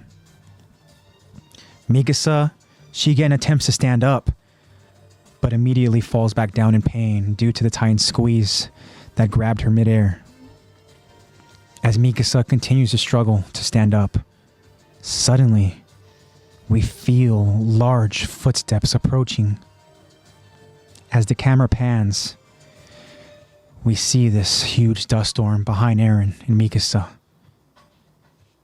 And in this dust storm, we see a familiar, large shadow approaching. Mikasa and Eren, they now sit up next to each other as they both stare at this approaching shadow. We then get a look into Eren's eyes as we can just see the look of trauma and pain taking over. And as that large shadow reveals itself to Eren and Mikasa, we see that this is that same smiling Titan that murdered Carla Yeager, Eren's mom. And then Eren recalls that nightmare that happened 6 years ago to be continued. As if we needed any more mental torment. Oh, I know. But that's what Attack on Titan is so good at. All right. Sorry. Let me just go ahead and look at something real quick. So let's go ahead and let's talk about what the hell is happening here. Because just when you think like, all right, we got Eren, let's go. Rhina, as Jean describes, he is gone berserk, right? He's lost his damn mind. Yeah. Just chucking Titans. Last ditch effort. He's just, all right, you know what? Whatever he can do. I need to get these Titans off me. Guess what? I literally gonna go ahead and start throwing these Titans at, the scouts. Yeah, that's that's thinking on the fly for sure, right? It's improvising. And we see that it's making a significant impact because not only are these Titans just like, they're colliding to the freaking ground, right? It's causing such an impact that it's just like almost these dust storm explosions, right? Yeah, it's like smoke bombs. The impact is causing these scouts to literally just like fly off their horses. Yeah. Right? And we see that the two of them are Mikasa and Eren. Yeah. Right? And And there's so much happening here, you know, as Hannes and Armin, they realize that, oh shit, like they're both still back there, right? But I think even for them, they can't stay in one spot for too long because, you know, like, who's to say that, you know, Reina's not going to stop throwing Titans, right? And if he does, that just means he doesn't have more Titans to throw. And guess what? Now he's on his way to you guys. That he's not. There's nothing holding him back. Yeah, but we're gonna get to that, of course. You know, in probably next week's episode. Yeah. But watch out for that. But can we discuss how this is the first time that we've ever seen Armin somewhat unhinged? Like, yes, we've seen him like. Yes, this is a logical decision, like for him to choose to talk like this and like in this creepy way, but we've never seen this side of Armin before. Never. And do you think that he's telling the truth when he says that she's in, what does he say? No, Utopia District. In Utopia District. How is she being tortured? Because she's literally cocooned. Yeah. No, she isn't being tortured at all. He's lying. Doing anything that he can for But that's because, you know, as we discussed, I mean, he literally is trying to think of any potential way to go ahead and like, what is our reason for being in this? What are we all fighting for, you know? And then he remembers, wait, Bertold. all those moments that shy Bertold was just kind of like looking at Annie from a distance, right? And he's like, hey, maybe this could work. Like he seems to care for her, even if it's just solely platonic. He still cares for her. Yeah. Well, I mean, we know, but Bertold is crushing. Yeah, we know it's not platonic, but it's one-sided platonic, right? And then whereas with Bertold, he's just like, you know, he's crushing on her, but hey, you know. Yeah. But I mean, so back to your point. This is a new side of Armin that we have seen. And is this a side of Armin that we see again? I don't think so. I think he tries again later on to the same person, but Bertold's like, no, this isn't working again. Yeah. Right? But I think this is the only time where where Ryan... Oh, can I try that again? Yeah. This is the only time where... I'm the same way. Armin, right? It's just doing all the voices of all these different characters. I'm like, I'm becoming Rhino. Who am I? I know. Right? Or even just when you go like full like Jim Carrey and stuff like that. I'm not comparing myself to Jim Carrey by any means, but no, when you have these actors, they go literally like, you become these characters and like, wait, who the hell is like, who am I? You know, like you what? Lose You know? yourself. Anyways, all jokes aside. That's terrifying. But this is like, Armin. I don't think we see this from Armin again, right? Because this is such a desperate measure, right? And I also want to point to that when he lands on the armor titan, he literally lands on like the side of his face. Yeah. Yeah. And then it's so weird because also they're like just hanging out.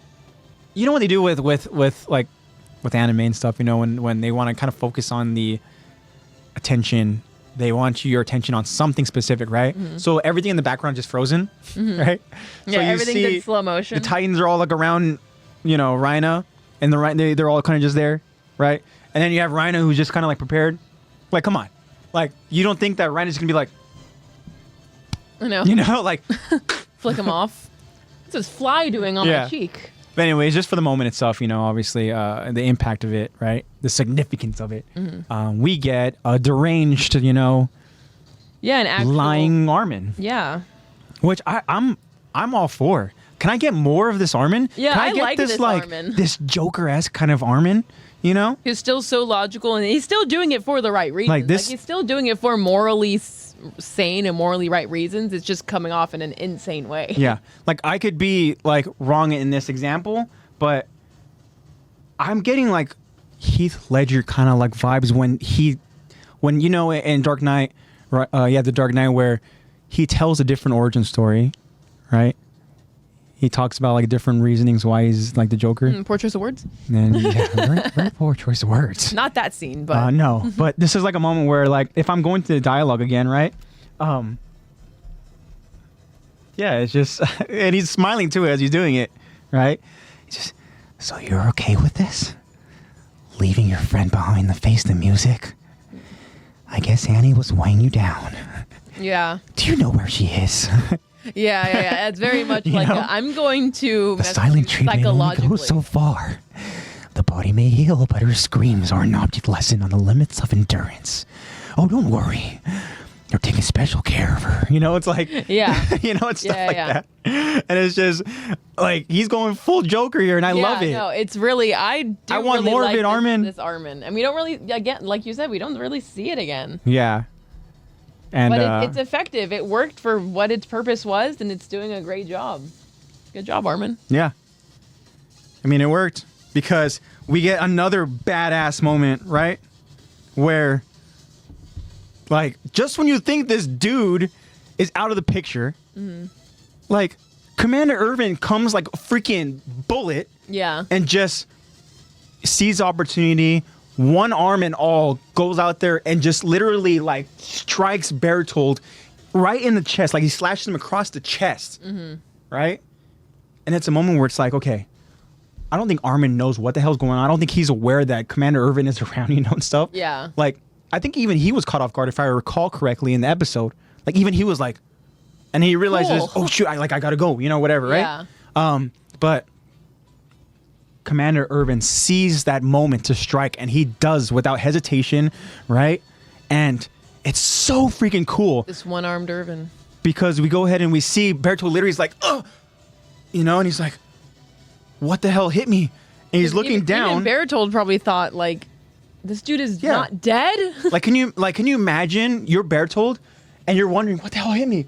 And you look down and you see Commander Irvin literally just like, just like dead staring set at on you. right? And Dead this stare. dude is literally like, you know, With like one arm. he's growling back at this Yeah. monster, no fear whatsoever in Commander Irvin, and I fucking love it. No, this is what makes Attack on Titan so I intense. love it and so good. much. This episode is Yeah, top tier. it's so like just the impact that Commander Irvin is making here in this episode is just it's amazing. Yeah. Right. such good writing. It's such great writing. And can you imagine watching this for the first time? How hyped like you are when you're like fuck yeah, like he's not dead. Yeah. You know? And he's still fighting. And you're like, he's not dead, like and you realize that he helps like literally like rescue Eren. And you're like, let's freaking go, baby. yeah, like, you let's have to go. be so hyped. You know? And it's just like, oh my gosh, like he's not dead. Like we still have our commander, you know, and everything, right? And he even like goes out there and he freaking, you know, orders. He gives out those orders again where he's like soldiers, like now let's retreat, like let's go, right? All this hell we're going through, like let's go. No, we actually did it. And Little victories. and it's just such a cool moment. And even when he's just like staring back and he doesn't lose eye contact at all as he's like free falling He's down. not intimidated like at all. No. He is in full control. You know? He's Because also a little bit of What that unhinged. could have happened was he strikes he goes and he strikes Bertold. And then Bertold just suddenly off instinct or just maybe like a defense mechanism just like Yeah. next, you know, just boom, just Explodes. transforms. Yeah. And then hell just became worse. Yeah. You know? Speaking of hell, this very interesting insult that Bertold calls Hellspawn? Armin. Yeah. Armin, yeah. Shut your mouth, hellspawn. Shut your mouth, Hellspawn! I'll kill you! It's like, you're calling him the hellspawn? Yeah, but I mean, I I know, guess, bro. you know, when you're being psychologically. Hey, you know what that was? It was foreshadowing. Yeah. That's, that's what it is. That was foreshadowing right there. Hellspawn. You Hellspawn! It's such an interesting insult, but yeah, it seemed to really cut Bertold deep because he called Armin hellspawn. Literally. After literally like Cut him deep. 10 minutes before this, he was like, we did enjoy our time here. We did build bonds. Yeah. Can you imagine the relief in Mikasa when she literally is able to go ahead and hold Eren? Oh, definitely. Oh my god. You know, she's like holding him and then she's like, they're so close as they're like trying to retreat now and she's just like, actually, yeah. Sniffing him and everything. Oh my gosh, your stink, I miss it so much. I know. Your stink. Yeah. And meanwhile, Eren's just like, he's just like I know. Can you Like, sorry, dude. please? And We're bro not still done yet. hasn't grown his hands yet. I know. He's just that. Or maybe he And- has. I'd have to look back and look at the specific details. Maybe is there just like he has them. Yeah, maybe like, they're binded. Just like yeah. I don't know. But I mean, hey, There's a lot going on right this moment again. Thank you, Commander Irvin. You know, there's a lot of parties involved that they did their part. You know, even hell, Connie and Sasha. You know, with even getting Historia, right? After Historia does her Prince Charming move and saves Ymir. Do you think? Okay, so the moment where, hold on, I just gotta check something real quick. The only reason I'm calling my phone, guys, is because of fantasy football, and we're getting close to like playoff seeding here, and I need to see if I'm gonna make the playoffs or not. And let's freaking go, baby! Oh, okay. I feel so much better now, guys. All right, I won my matchup, and now it just depends on another matchup, and whoever loses that one, it's all about points scored. So I scored a lot of points this week, so it might bump me up to playoffs. Anyways, that's why I was looking at my phone, because the results came down to the game that currently is happening here. In this moment, the game's over now, so I'm good to go. I can breathe now. Woo! Okay, let's go. But so Connie and Sasha are Taekwondo duo, right? Yes, our Taekwondo duo. They're like, all right, guess what? Historia literally now is she's exposed, and I mean by that is she's away from Ymir, right? Who they're confused because guess what? Ymir literally last time they saw Historia, Krista, or last time they saw her, Ymir ate her inside of Ymir's mouth. So now they're saving Krista, right? And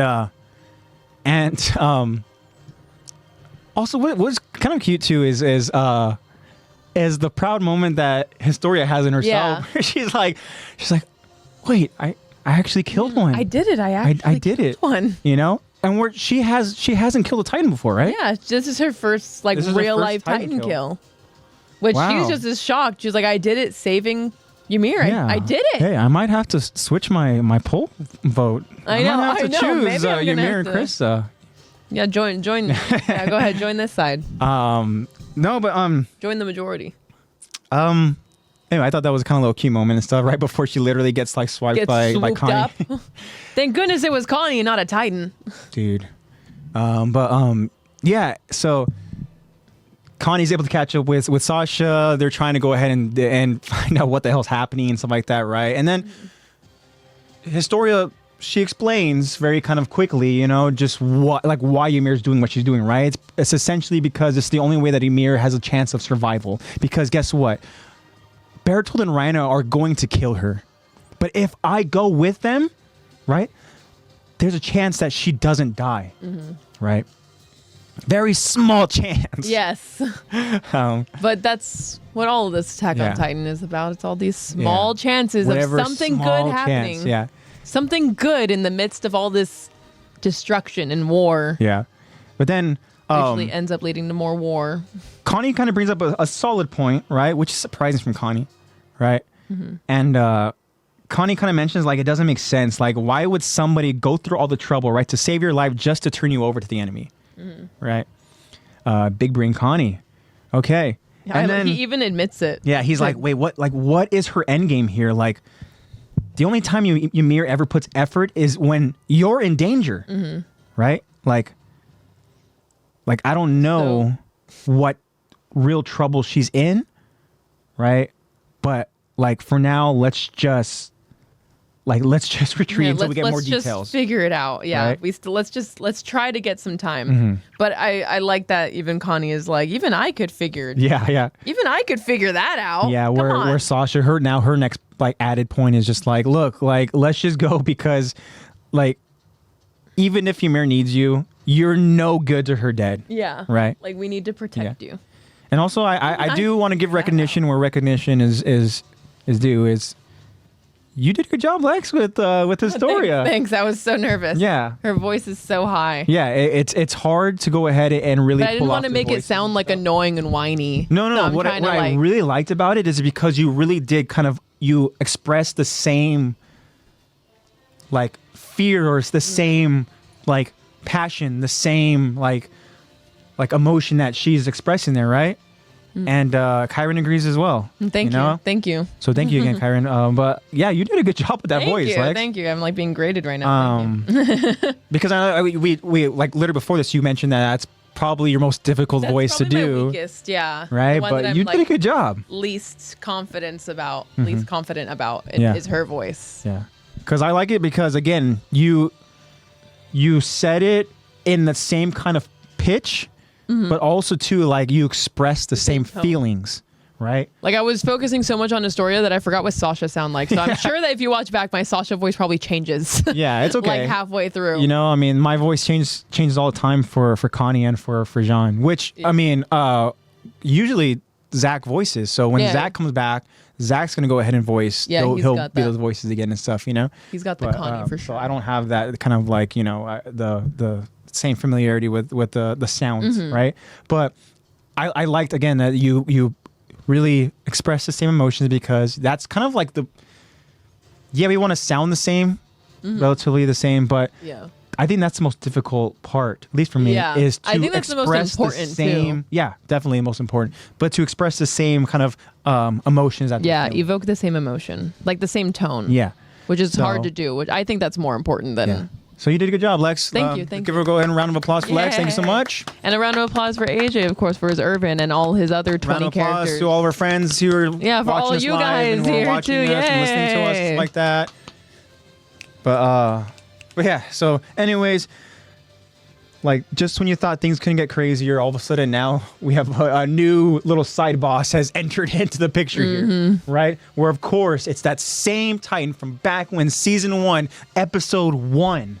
With such a badass entrance where it's just like slowly walking through the freaking dust, where you just see the silhouette. It's like that cool guy that doesn't look at explosions. He walks away from them. Yeah. He's walking away this from the Titan explosion in the background. But this one, it literally is just in the explosion, walking through it, right? And then it's just, of course, it has to be that same Titan. Yeah. Right? Yeah, I mean... With that same freaking smile. And it sucks, too, because the moment where it zooms in on Aaron's eyes, you could just see that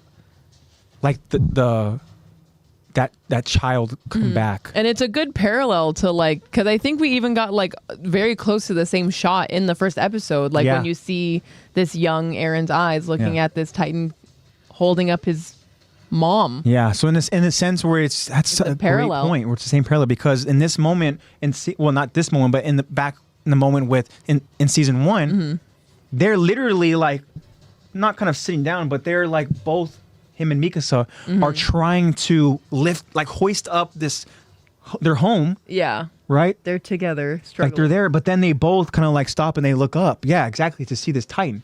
So it's the same moment where they both are there, kind of like they're sitting next to each other, and all they could do would just be helpless and kind of both look up. And we see those purple flowers in this moment once again. The same flowers. We always see them when they're alone together. We always see them. And then you're right. So last week's episode, when Ymir and Historia were, they had their conversation. It was such a significant moment, and between the both of them and stuff, And that moment where we see that flower just flowing down the pink stream. Pink and purple flower. Yeah. Yeah. So it's pink in the center, purple on the outside, right? Yeah. And then you're right, it's a different flower. Yeah. Because in this one we see that it is a purple flower, but on the inside towards the center is like a white kind of outline, but it has like a little like kind of yellow, kind of like a sprout almost, or what would you call it? Where it's kind of like not a stem, but like the inner part, the pollen. Yeah. It has pollen. But anyways, so again, to your point, you're right. It's a different flower. Again, I don't know the difference in terms of like, because I don't know specifically what kind of flowers they are. We know that they do obviously. They have some kind of representation. They reference something important, right? Kind of symbolism with them for sure. And what is it? I don't know. We can speculate. Don't know, but we know that. Can you recall? Is this the third moment? Yeah, because the first moment we see the flowers in literally the first episode when they're under the tree. So that's the first episode, and then right? The second moment I remember is when Aaron saves them, Armin and Mikasa, and there's just that one flower literally goes okay, and then there's another moment moment when this is after he fights Annie, I believe.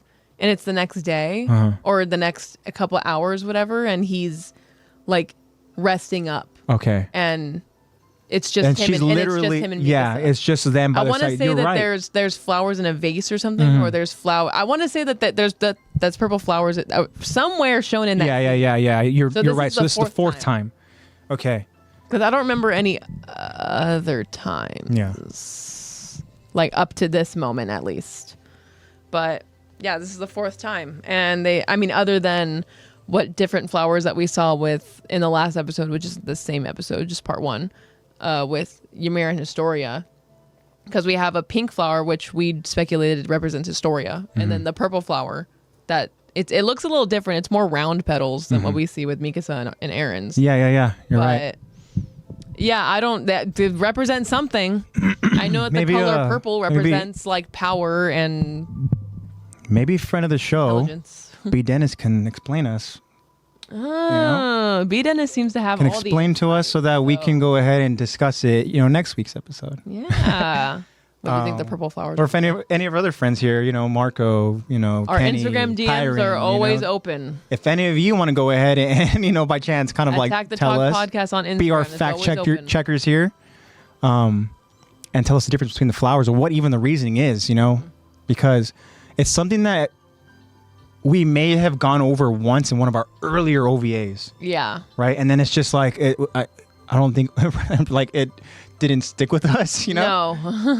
we just Clearly knew, it did not stick with us. we just knew that it's obviously important and it symbolizes something. Because it really only shows up whenever they're alone together. Yeah. Or whenever whenever it's just them two. Yeah.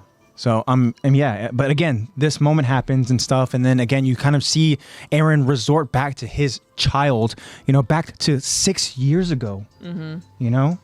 And it's not like we could be like, oh, it's back. Like we have Mikasa who's strong and can fight it no. now. Like, no, Mikasa is injured after being freaking she's manhandled injured. by a Titan. Yeah.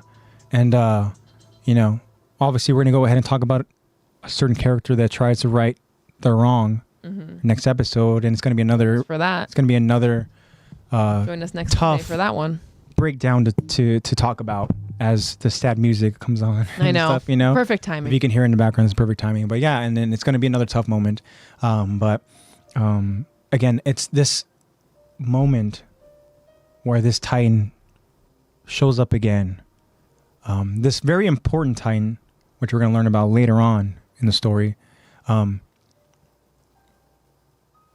Its impact on not just our two characters here, Aaron and Mikasa, but also the character that we are referring to, which we'll get into next episode. And this is such a lasting impact as we see just the trauma that Aaron has as he literally, upon seeing this the same Titan, Titan that has eaten his mother. it shows that scene again as you watch this episode, that it shows that the moment where Aaron's mom is eaten again. As if there wasn't enough mental torment going on in this episode. And then just to Go make ahead and- like things even creepier, like it closes up on the Titan and just it gives that just like that smile, and it's just like That menacing Yeah. smile. with like the blank stare and stuff, and it's just like again, it's just like chilling, and yeah,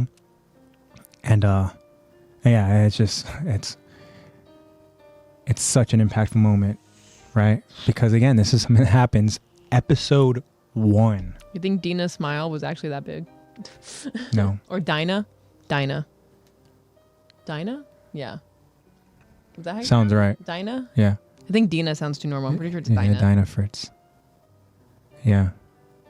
But anyways, this was a fun episode, a stressful episode, but Thank you for bearing with us and but for now joining that us. we now that we completed this episode, we did a good job. We did a good job for Yeah. sure.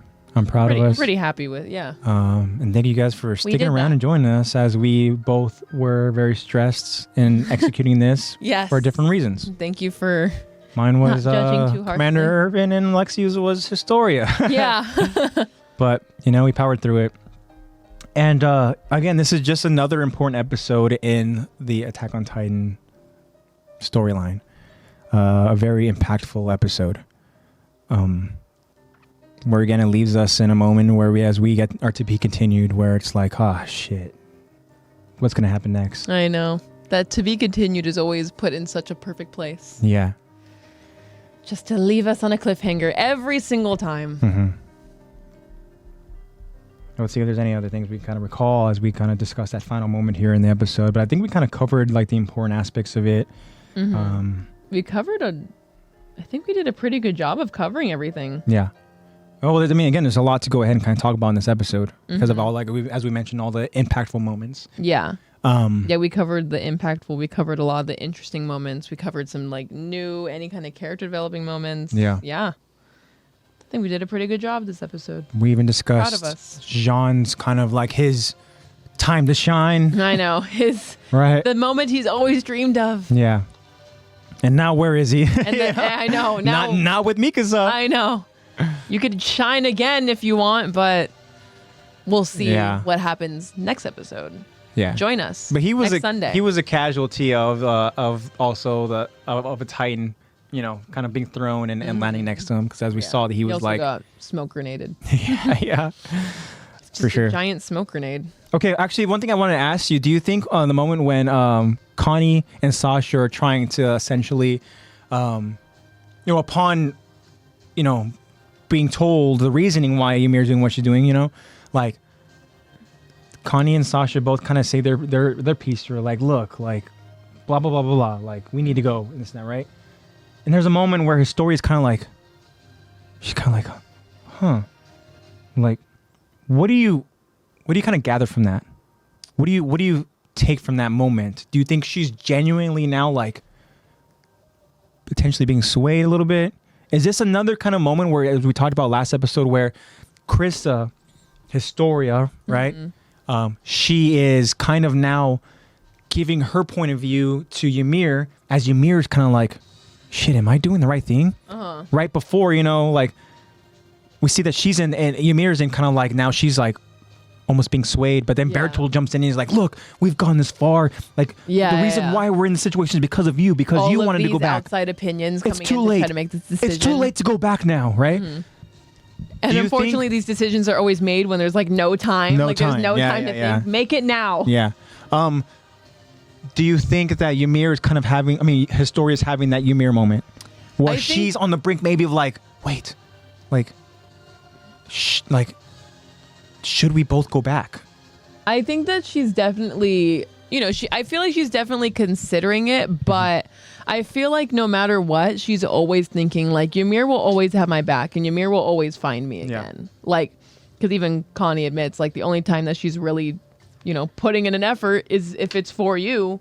So she's going to put in an effort to find you again, Yeah. So, I feel like she's considering it, but at the end of the day, I think that she's just going to do whatever's best for Ymir. So I think she's just trusting. She's like, hey, I'll go with you guys, but I know that Ymir will find me, or I know that I'll be with Ymir again. Mm-hmm. All right.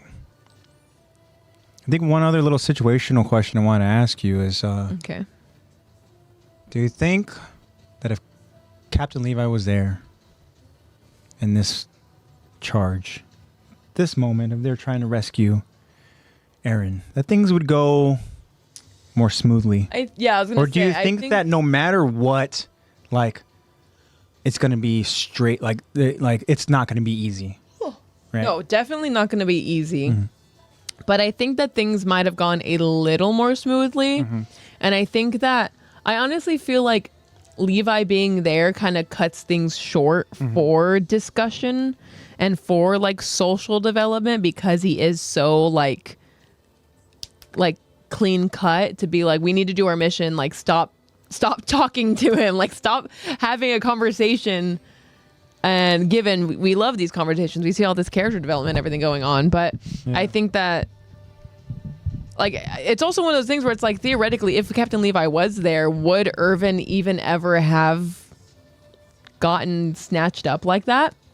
Would Levi have even let that happen?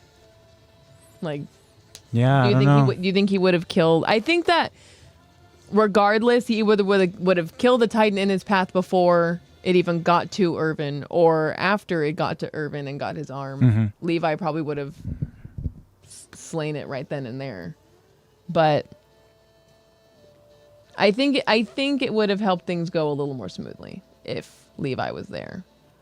But that's not enough drama. You need more drama and more death. Yeah, and the thing is too is that things can never be so simple in AOT. So No. of course it's like, look, we need to go ahead and keep in this moment in the story, we need to keep the best Titan Slayer out of the picture. Yeah. Right. That's how it always is. I was like, oh well, Levi's not there and Mikasa's injured. So Okay, remind me, where is Levi again? I want to say that he's not on another expedition. No, and is he back over he's in not Trost? Still injured. Did he not ever travel? We obviously never traveled back to, the to Walmaria, right? Walmaria, Yeah. right? Because he wasn't up there with Hanji. No. Yeah, he never got to that point, right? But we saw him, and he wasn't in uniform. He obviously was in his kind of like his, Yeah. suit and everything and stuff. And is that the time that we made the assumption that it was because he was still injured or something? Maybe. Because he hurt his ankle fighting Annie. But so much has happened since then. I was going to say, so much has happened since then, but I feel like honestly not that much time has gone by. In terms of like the episodes and everything, it seems so long. But in terms of like the actual kind of like chronological, all of these stuff happened in like a day. Yeah, literally like a day or like hours and stuff. Yeah. Like everything changes so quickly. you don't get matter of any rest. hours. No That's true. way, I'm at the bottom of my freaking chapstick. Wow. Yeah. Congrats, I'm finishing an actual chapstick tube. Cube. Yeah, my chapstick comes out in cubes. Yeah. I think it's about that point in the podcast episode, Yeah. right, where we're kind of like, all right, I think we're kind of spent. Yeah. I mean, we're going pretty good time. Pretty good time there. Yeah. Pretty good time. Pretty good, kiddo. Yeah. Pretty good, kiddo. But do we have any other kind of little hypothetical situations that we want to talk about, or any other final thoughts and stuff? We know why Hanji's not there, Yeah. right?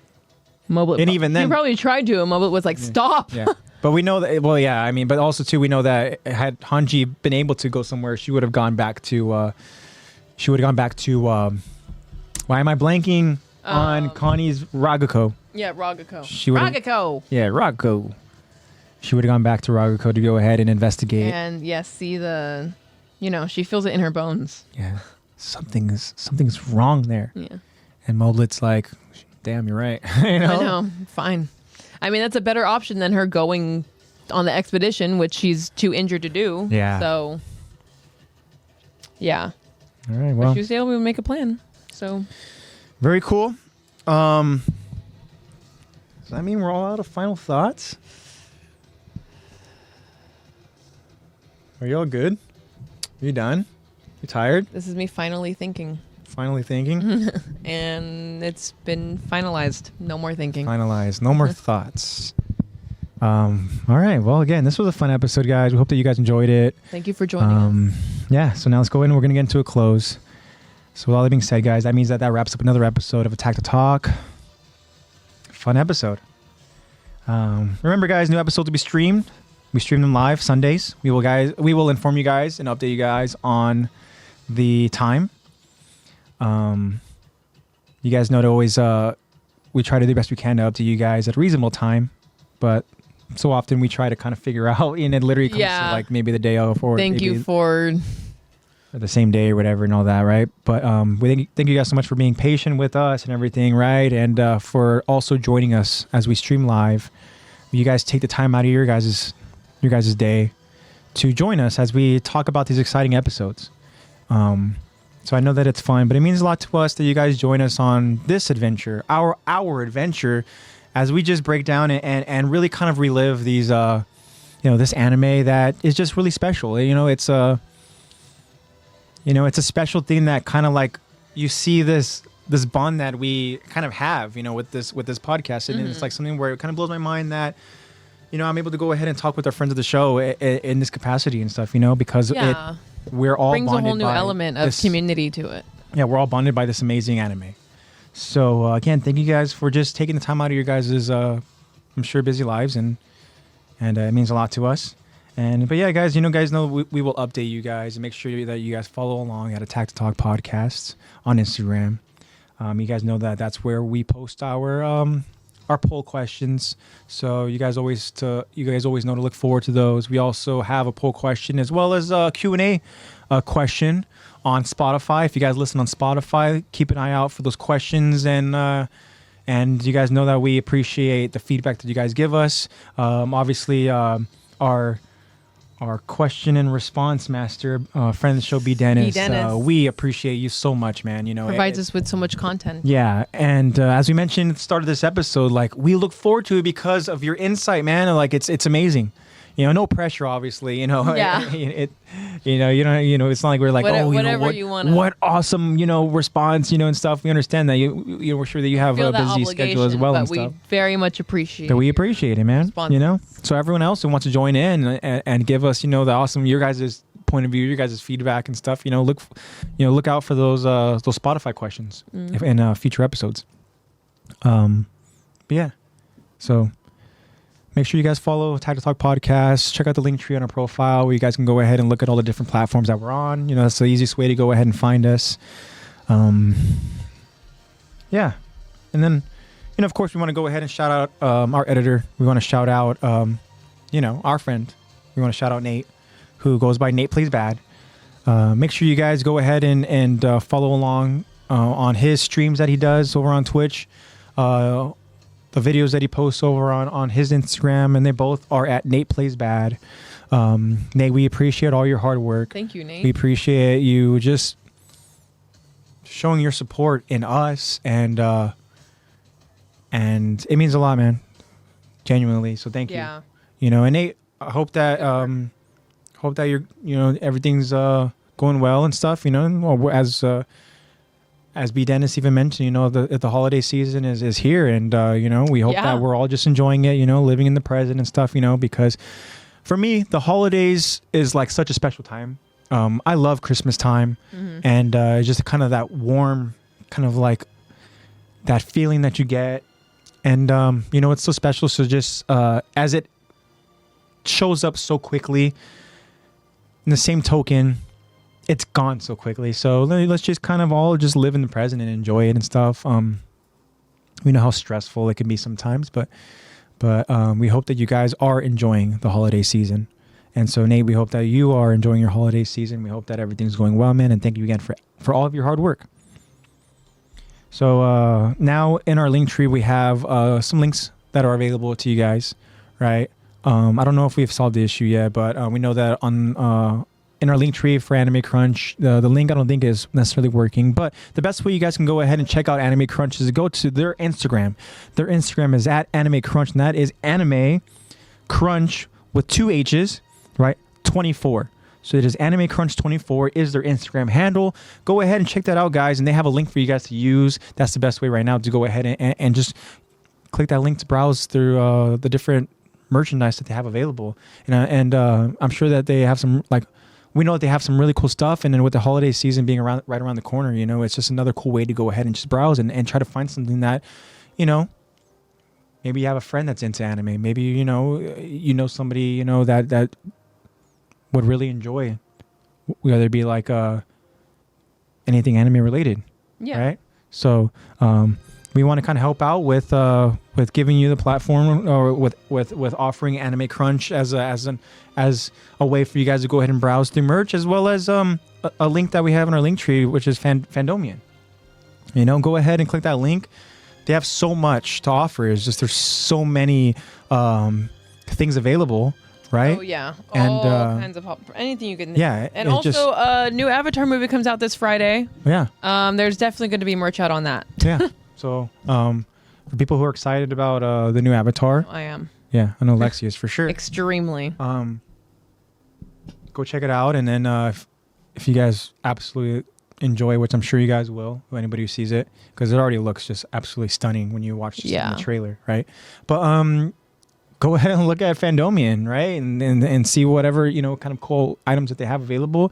And don't forget, guys, that we have a promo code for you guys to use, and that code is LEX, LEX, for 15% off. 15% off of your purchase.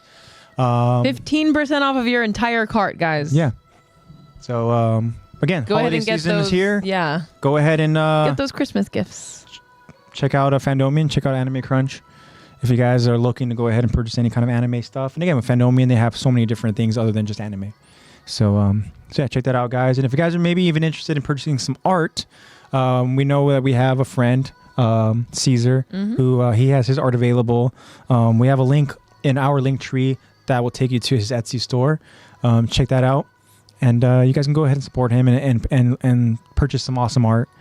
You guys can go ahead and follow him at his Instagram, which is at art_of_Caesar_. Check that out, guys. He's super talented. And speaking of super talented, I mean, we have friends of the show who are also talented artists as well. We know that our friend Eddie Inston, we know that our friend Marco Mamone, right? They both are, very creative and very talented when it comes to art. And as usual, Lex, you want to go ahead and Yeah, of course. tell us where you can go ahead and see their art. You can go ahead and check out Marco on Instagram at MARC0 MAMONE. Check out all his art. He puts his heart into his art. Really good stuff. Really interesting art style. Go check it out. And then check out Eddie Hinston on Instagram at ArtDejuan. ARTDEJUAN. Go ahead and check him out. Check it out. Talented viewers that we have. Yeah. Oh, yeah, for sure. Alrighty. Well, guys, with all that being said, now we are officially coming to a close, and we want to thank you guys again just for the continuous support. As I mentioned, you guys take the time out of your guys' lives to join us, right? And it means a lot. And I want you guys to know that we really, really, appreciate your support, and we feel the love, man. And we love you guys. So thank you, really, from the bottom of our hearts. I know that we go ahead and we give the same spiel at the end of every episode, but I hope you guys realize that these aren't just words. Yeah. This isn't just like a script or whatever and stuff, We mean this when we say thank you. We really do We appreciate you guys. We know we say it every single time, but we mean it every time we say it. Like, we appreciate you guys, and you guys do mean a lot to us. You guys are special, and you guys really are, like, you guys are a part of this podcast. Yeah, definitely. When you guys join us here live in chat, Yeah. and we're able to go ahead and talk to you guys live, like, it brings just this whole awesome element that I absolutely love, to the podcast, right? Where we're able to have this live interaction with you guys, and you guys are able to go ahead and tell us your amazing point of views and stuff. Also in chat, you guys go out there and say some hilarious things, and and it really does, it just brings this awesome added element to the podcast, and again, we appreciate you guys so much. So thank you for everything. So again, guys, look out for future Spotify Q&As, and for the poll results, look out for future podcast episodes. Future podcast. We hope that you guys, join us next week as we go ahead and we continue to stream live and continue on with this journey and talk about these podcasts, talk about these anime episodes, right? So with all that being said, guys, Attack to Talk loves you. We hope that you guys, again, are well.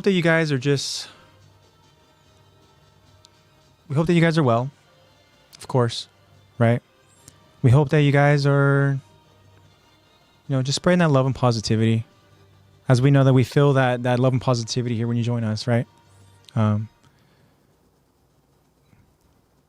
We hope that whatever it is that anybody's kind of going through, right, whether it be difficult or whatever the case is, that, we hope that you guys aren't going through it like alone, right?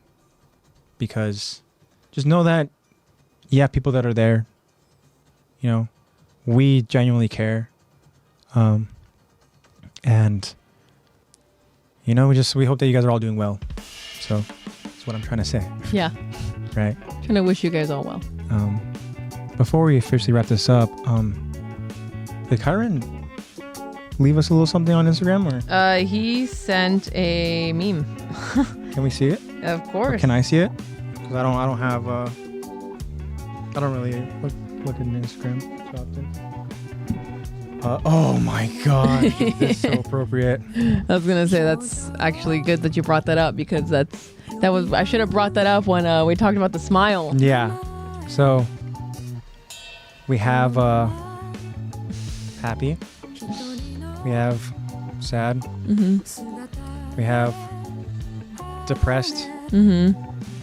We have suicidal. But then we have that smiling titan. And then we You have talked about the close-up, right? huge. And it says, eating your husband's new wife. Perfect. Yeah, that's what the face is when you eat your husband's new wife. Yeah. Perfect send off. So we hope that you guys all have a great week. All right, we'll see you guys next week. This is AJ, and I'm signing off saying thank you guys again for everything. And I will see you guys next week. Go ahead, Lex. Yeah, thank you guys so much and hope to see you guys next week. I'm just saying the exact same thing, but enjoy your guys' week. Goodbye.